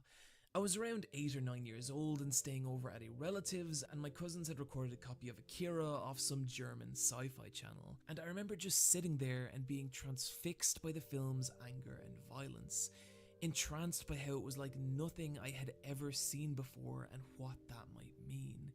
Like somewhere out there was this secret world of cartoons that was so different from anything I thought I knew. And I can't help feel like that experience is shared by the West as a whole. Akira was the moments that an entire society realized there was something really different and beautiful and insane out there, and wondering what else might be. It's hundreds of thousands of experiences like this that created the market in the West that future anime like Dragon Ball Z and Evangelion would later capitalize on. And this is how a film so distinct to Japan and its history would transform the landscape of global animation forever. This was the impact of Akira, the film that changed everything. Pretty good watch. Makes me want to go watch the show, or makes me want to go read the manga and watch the movie now. Ugh.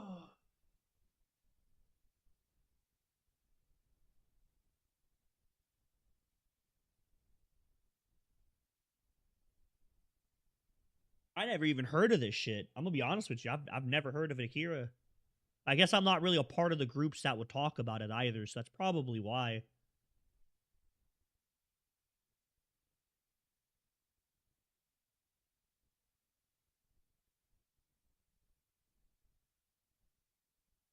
Guy makes good videos for sure.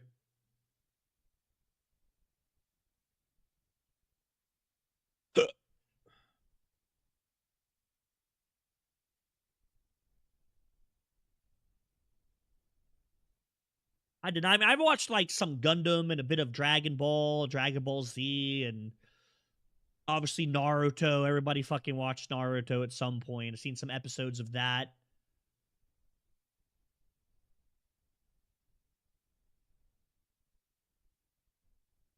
Right. Well, I guess now comes the question of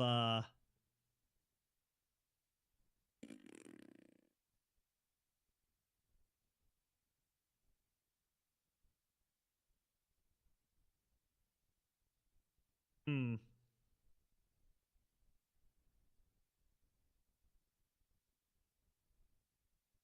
Maybe some good anime.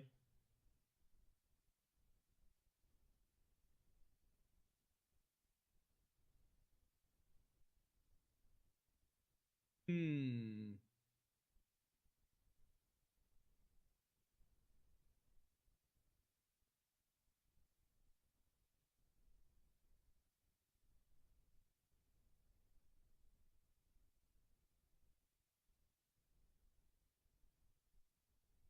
Attack on Titan. I've seen so much shit about that. Same thing with Goblin Slayer. Those are some pretty straightforward front page Reddit animes.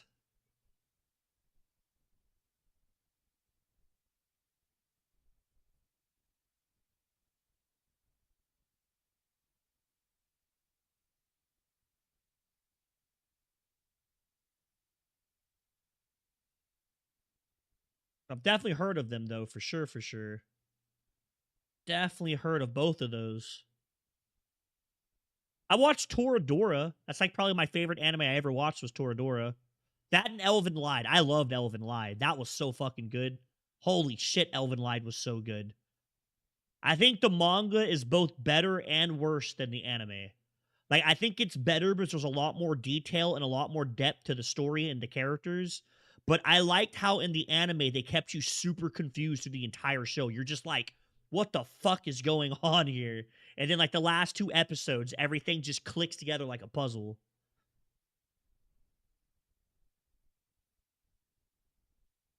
And it was just super brutal, too. Very brutal.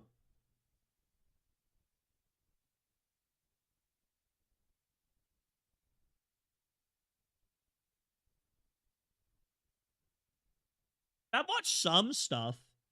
I've read a few mangas. I would say I read a bunch of them. I've read Bleach and I've read Naruto. I've read Elven Lied. Read some other ones too. I can't really think of them all, but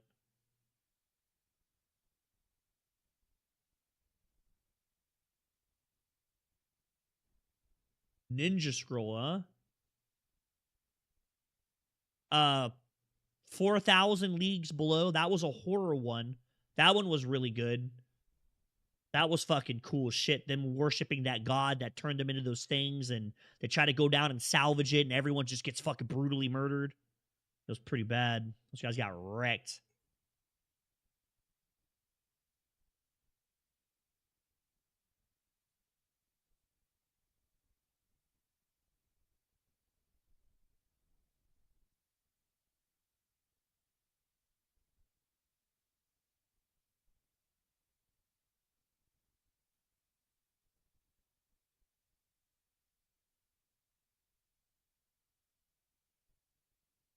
Why can't I see my mouse? Oh, man, the fucking game glitched. I have to reboot this now. How stupid.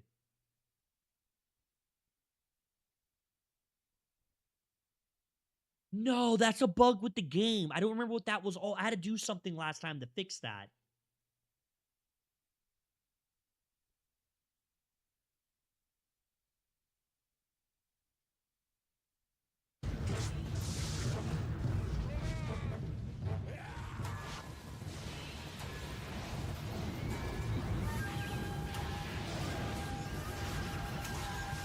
Oh, hell yeah.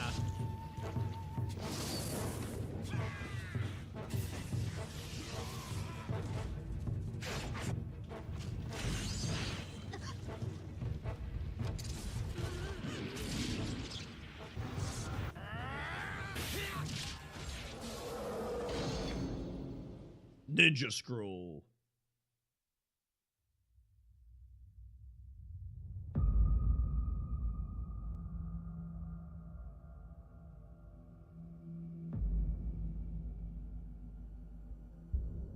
I know I actually know the story to Attack on Titan, sadly. And how the ending, everyone hated the way the manga ended.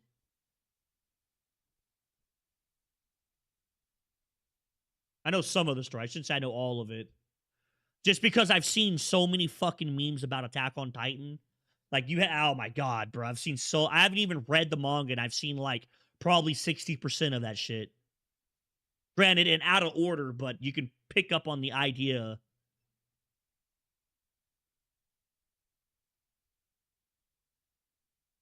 Granted, it was out of order, but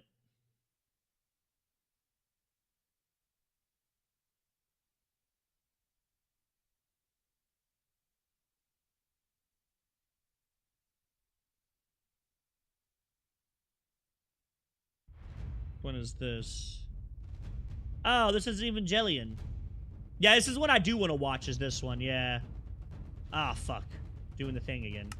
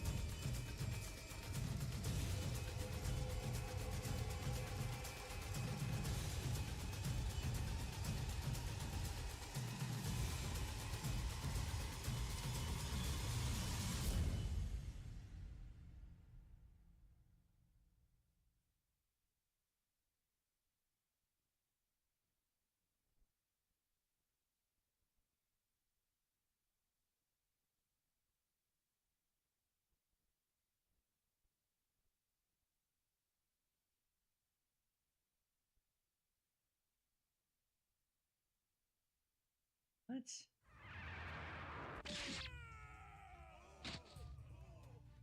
Better hurry this along.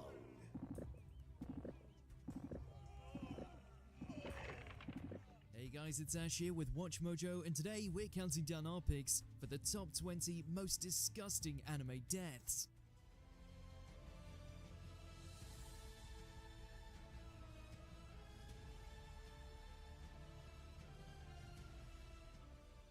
Oh, Number I 20, remember what it plant-based was. Diets, Yu Yu Hakusho. I may die, but at least it will end in a draw.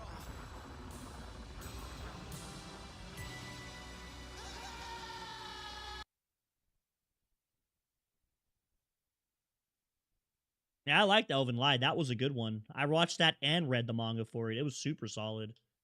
Like I said, 40,000 leagues below. That was another really crazy, like, cryptic, ancient, Lovecraftian, gory one. That was really good. I like that one a lot. I can't really think of any other mangas that I've read. I've read a couple. Like, I haven't really read a whole bunch of them, to be honest.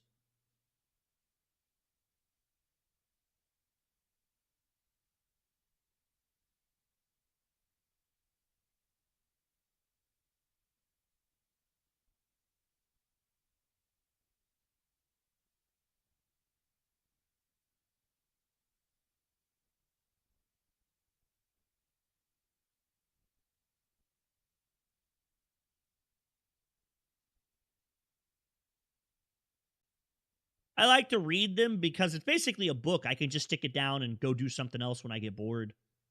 I watch movies and stuff. I have to watch them normally in parts. That can get kind of annoying. So the manga and like the stories and shit are a little bit easier for my ADHD. So I can read like however much I want, then go do whatever. Oh, you want to play Minecraft while we chat? That works. I'll stream some Minecraft. Why not? Let me fix my shit though. Hold up. There we go. My cursor's back. All right. Make sure everything else is good. Let me put some music on. I like to listen to music while I play.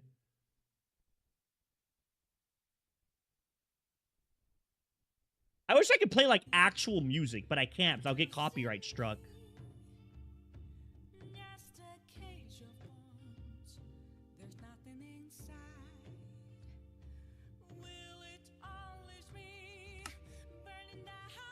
Put up my recording stuff too. I like more horror stuff. Like Lovecraftian stuff. I really enjoy shit like that, like demons and like ancient gods and shit like that. I love that stuff. Shit's awesome. Sci-fi stuff. I love sci-fi stuff too. I like sci-fi books and shit, movies too. Where is it? Nomni Factory. I don't even know where the hell I locked off last night. I think we were fucking around with something to do with that big chest.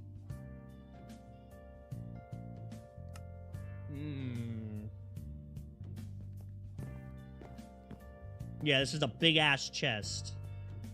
That's what we were doing. Guess I need to see my quest and see what all I need to do. I guess the next thing is some starter tools.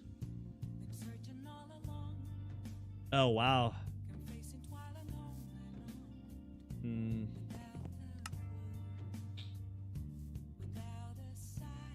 Let me throw some stuff in here.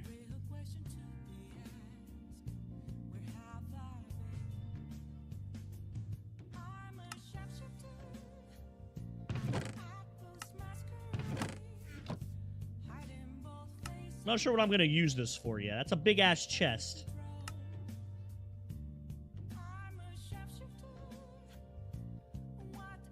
Screwdriver. I need some plates. Some rods. Sorry, I need rods. Rods are a file over the ingot. Okay. How much of that do I have? I have an okay amount, I'd say. Go ahead and make the last 32. Oh, I did read. That's another one I read. Berserk was fucking good.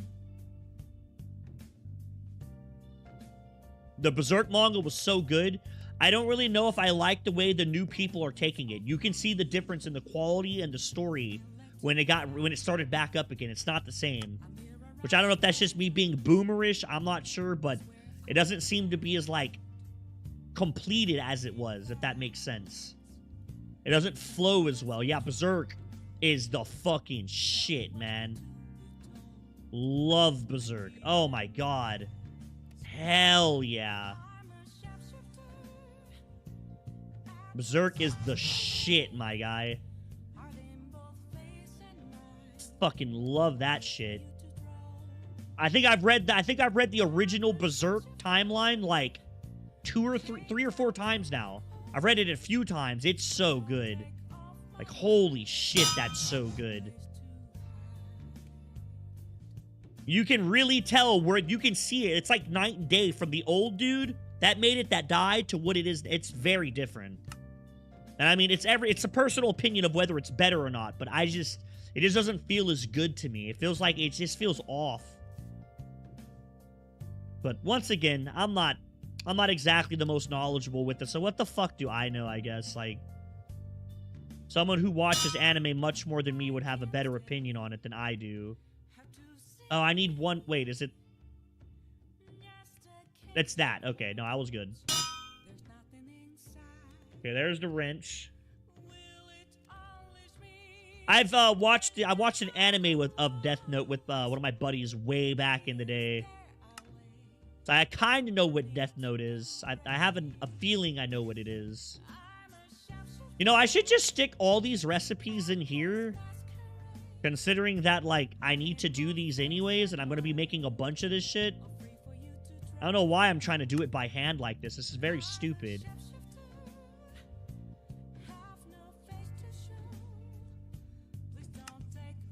This is very dumb.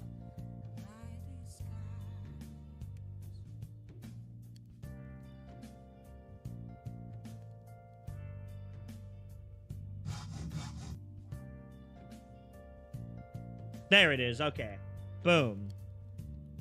And now I can lock these in here.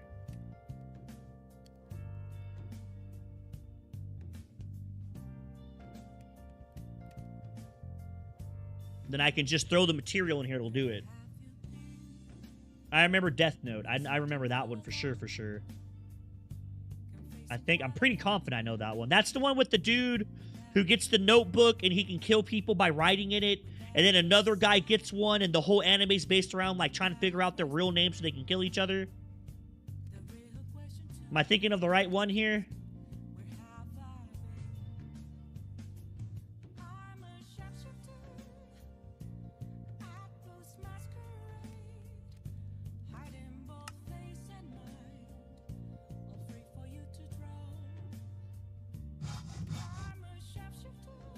Okay, okay, then I know that one. Yeah, yeah. That's one. That's, funnily enough, that's actually one I know. Like, funnily enough, I actually know that one. Wait,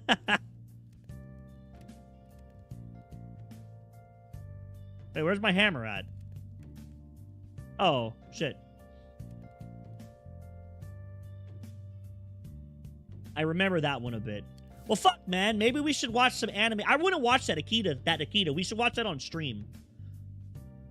That also gives us some more shit to watch other than just movies, too. Because it's kind of hard to watch a movie every week because I don't really find a lot of movies interesting. I get very bored with movies. No, I didn't watch that one. I watched some of it with the... I've had roommates, you know. I've had friends. I've known people throughout my life. And, anime's pretty popular, so most people at least watch some type of anime. I've seen some stuff, and I know some things, and I do social media and all that. I don't have a problem with anime. I'm not trying to say anime's bad. I don't think anime's terrible or anything. It's just not really my personal thing. I don't personally think anything's wrong with anime. I think that's everything I need. I think that's all the basic wrought iron parts that I need, so. But I definitely have seen some. Like, I've watched some Naruto. I've seen a decent bit of Dragon Ball Z. I've watched all of Ben 10 and all of Ben 10 Alien Force.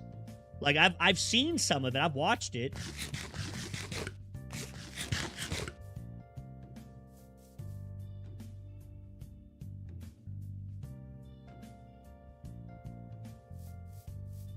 But even with movies, when I find stuff, I have ADHD, man. It's hard for me to sit down and watch shit like that. Because it's like movies and anime, they're not interactive. You literally just sit there and watch it. With video games, I can do stuff. You know, like if I want to go jump off that building and kill myself, I can fucking do it. It's interactive. My problem is that I get bored sitting there. I don't have a very long attention span because I have a fucking dumbass... I guess it's technically a medical condition, I suppose. It is a medical condition. It's a chemical imbalance in my brain. The chemicals in my brain are not correct. They don't produce the correct amounts.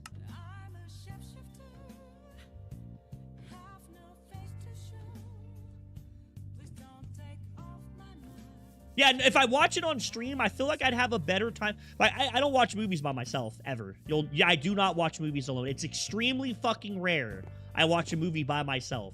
Normally, when I watch a movie, I'm watching it with Joanna, and it's not because I normally want to watch it. I just watch it to spend time with her. But I am able to sit there and watch a movie if I'm watching it with her, right? So I feel that if we watch it on stream, it wouldn't be that bad. I'd probably have to play on my phone every so often not to lose... I probably have to pause it every so often if we watch them to get up and go eat and shit, because I do get bored. Kind of like when we did with the alien. I had to pause it and we were talking. I got to get my mind off the movie by talking about other stuff. That helped a lot. It really does help. I can focus on it if I'm not being just sitting there. Like, oh, I need to make these. These are what I need to make. So I need 1 screw, 2 rods, and 3 plates. 1 screw. Okay, 1 screw, 2 rods, and 3 plates.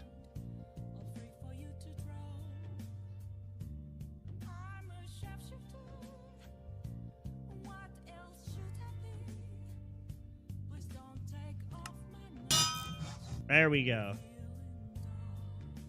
Bam. Do I have to put that in my inventory? I think I do.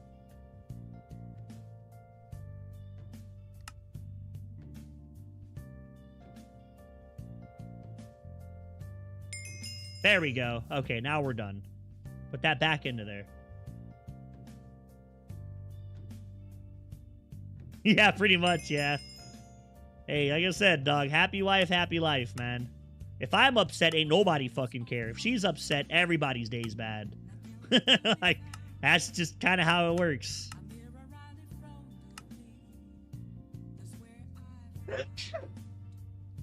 Ugh, fuck. Infinite water mining hammers.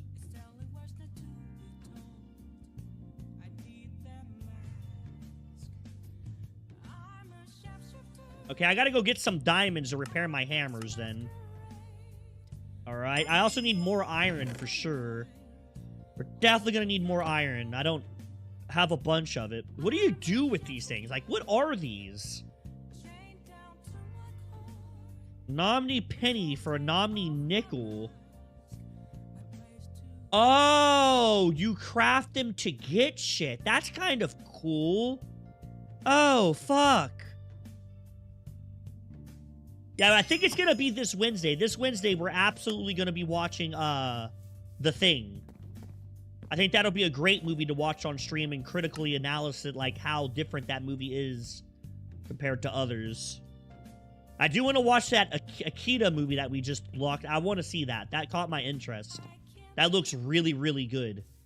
That looks incredibly fucking good. So, I think we're probably going to end up watching that for sure.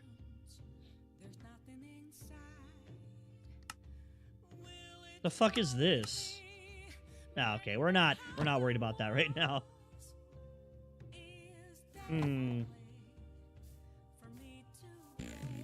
I should probably start spreading out the sugar cane too.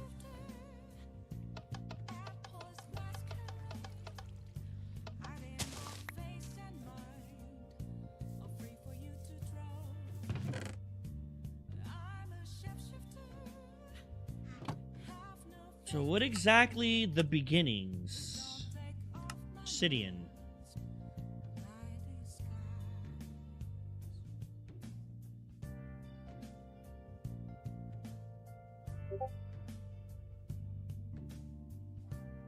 Diamond mining hammer.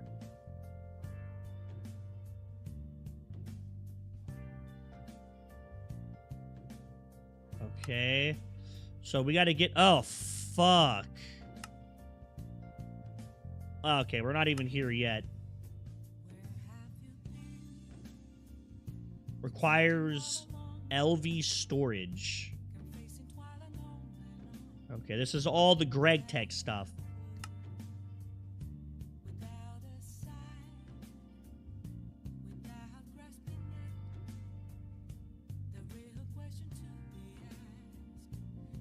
Oh, that's kind of cool. That's nice.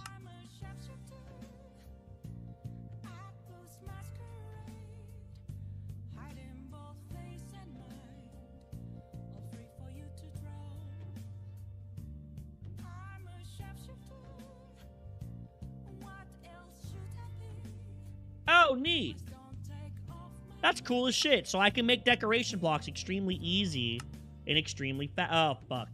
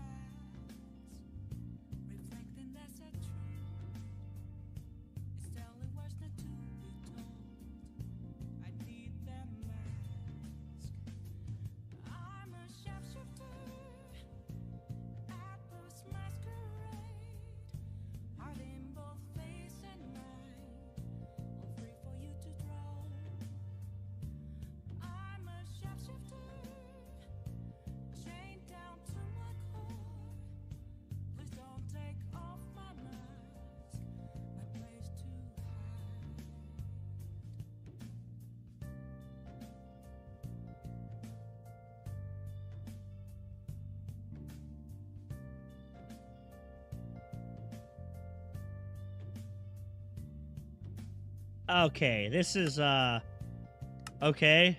I guess I'll understand that when I get there.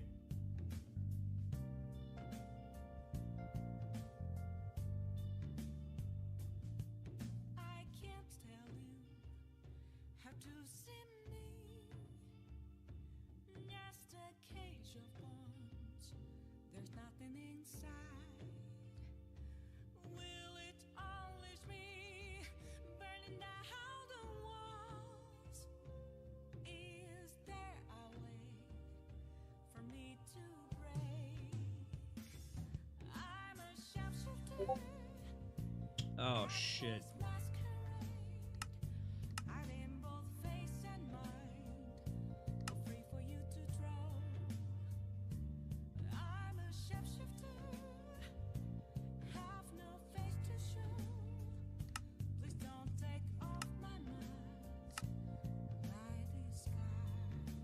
Need a crowbar.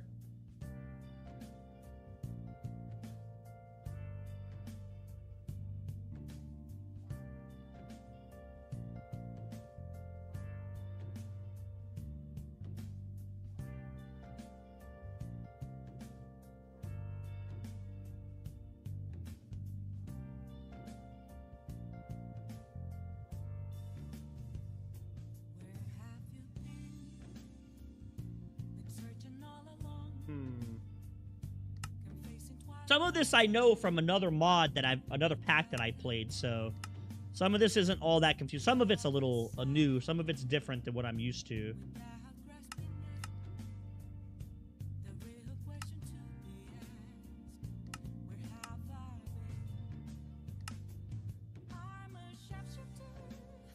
Early game.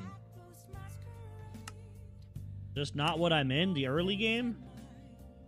I'm assuming that, going through Genesis will get me into the early game, but we gotta get some... Oh my god, it's dark. Gotta be careful with that. I'm gonna end up dying to fucking mobs, so...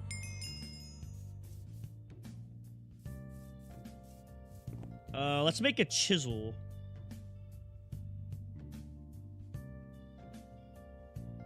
Auto chisel. Take some redstone, some glass, and that's easy. Okay. We can do that, chat. Let's go get some sand. Make some Glasgow.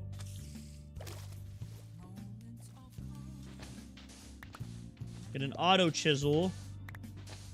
Well, we can do some decorations. What's Minecraft without a little bit of decoration building?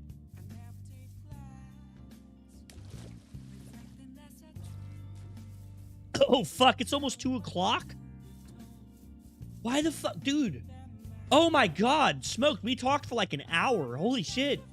I realized it was so late. I really thought it was like 12:30, 1 o'clock. Holy fuck.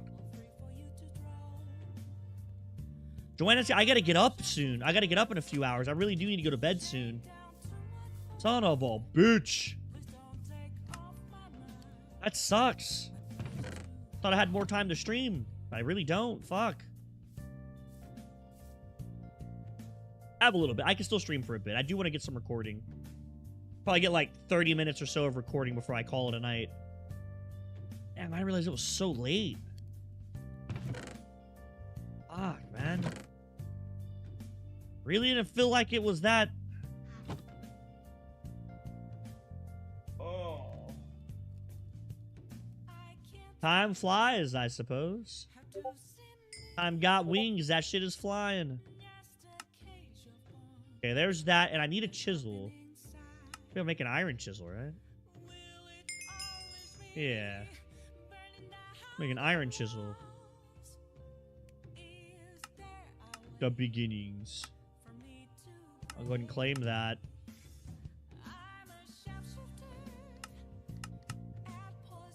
Endgame has an... What? Oh, no. Okay. That's not actually... Okay. Now, how exactly does this work? I place this in here. Okay.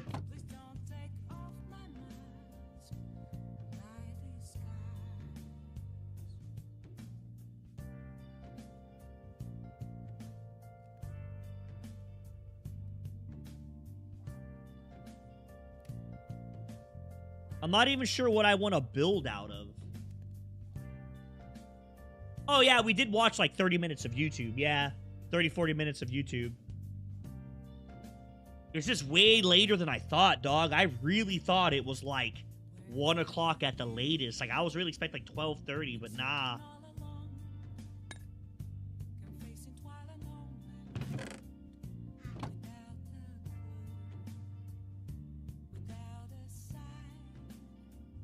I don't know how this works. I'm confused. Does this actually require power?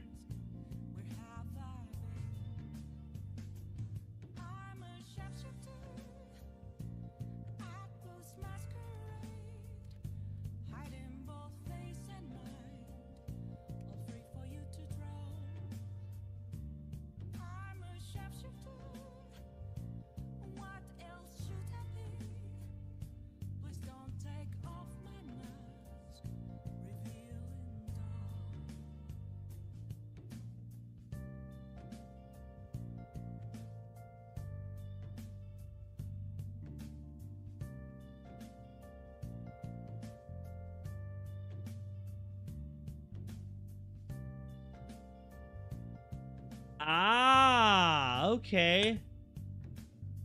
That's how it works. All right, let's go lay out a floor pattern here.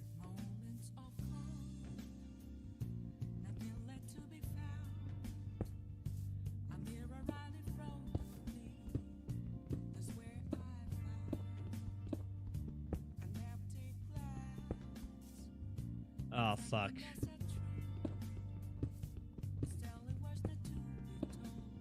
Well, I have to get rid of all of this, I guess. Damn. This is in the way. This is in the way. I need an actually pretty big spot.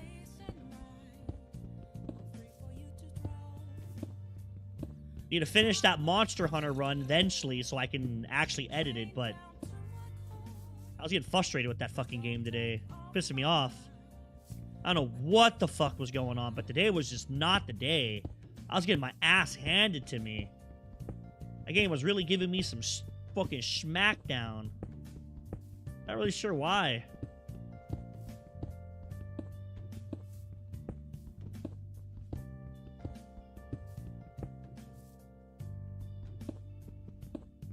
Although, to be fair, like I said, Teostra is one of the hardest fights, so...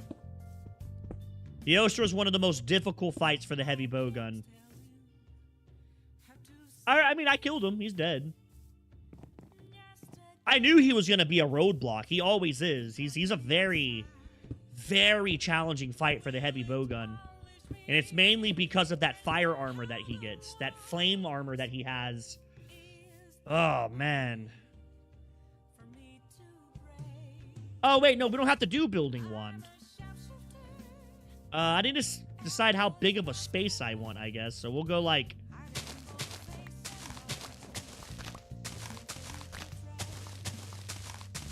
do, like, 13.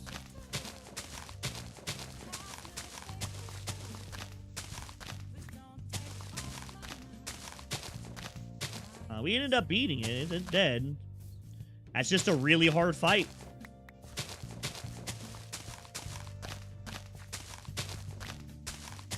He's a very difficult fight. He's probably... yeah, like I said, I don't even think he is the hardest fight for the heavy bowgun. Because he just counters you so hard with that armor. You have to play it so well for it to be efficient, and it really sucks.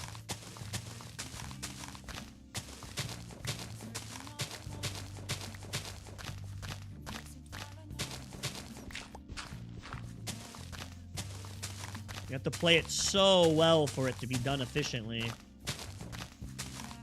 But we got it. He ended up dying. I was also wearing really bad armor, too, so that's probably another reason why.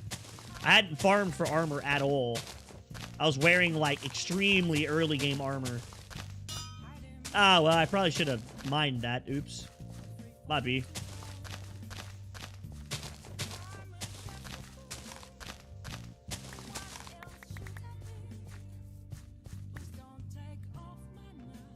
Okay.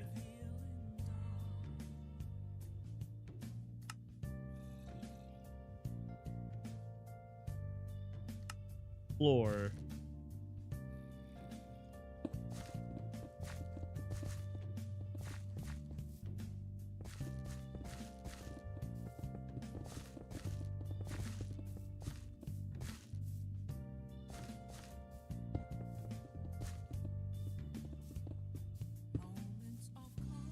Oh, is that all I had? Oh, man. Oh, these are fucking ugly.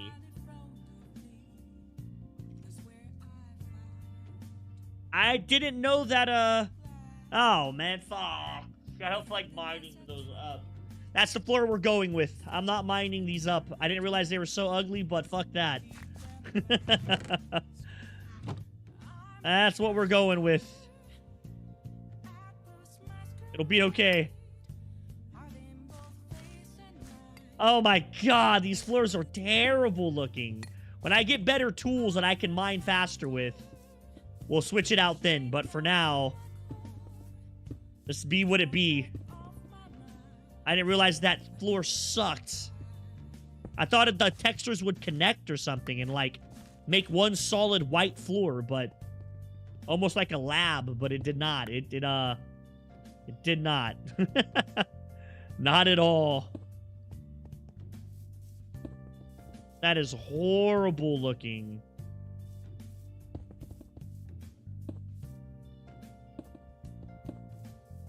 Oh my god. That's fucking atrocious.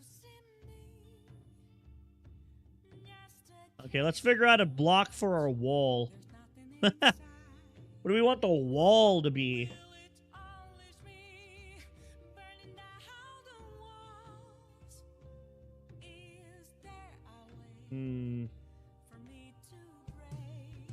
Probably dent. I really like the dent style.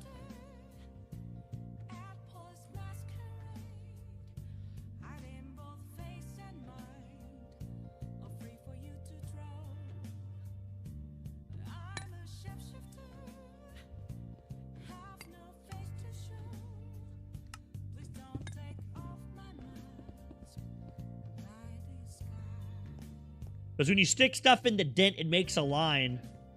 Put carpet over it. Nah, dog, this is RimWorld. We can't do carpet.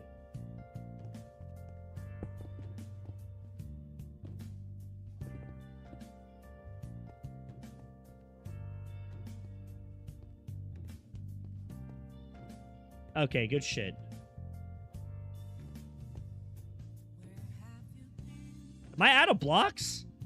Dang, that took a lot of blocks. Oh, shit, I'm gonna need a lot of these. Keep making these. Don't stop.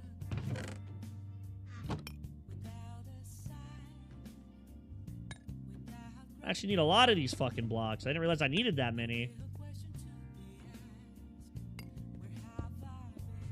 Oh, I made that way too tall, by the way. I guess that's how tall our walls are gonna be. Fuck it.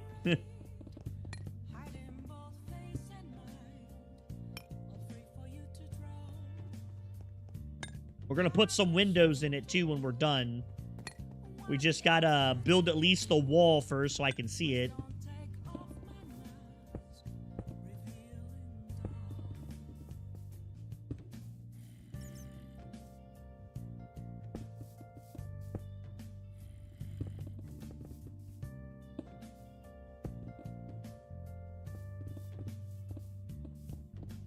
Boop.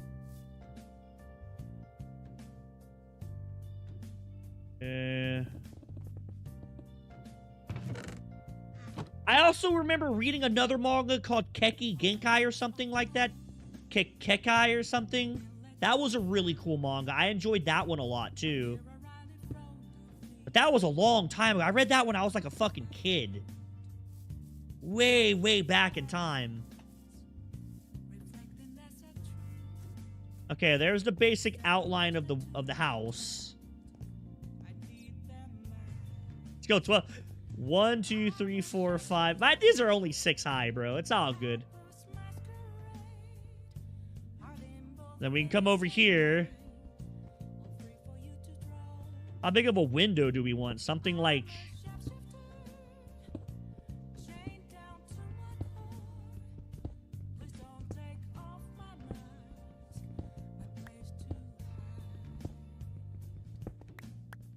Something like that, maybe?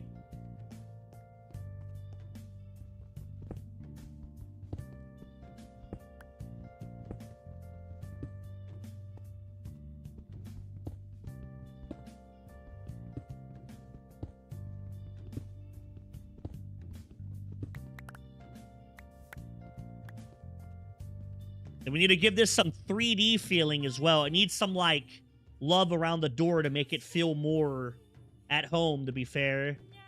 And then I think I expand the entrance out some. Maybe put some stairs over the top to give it some 3D detail, because that looks really bland. Extend this out to, like, maybe here, give myself a little room to walk in.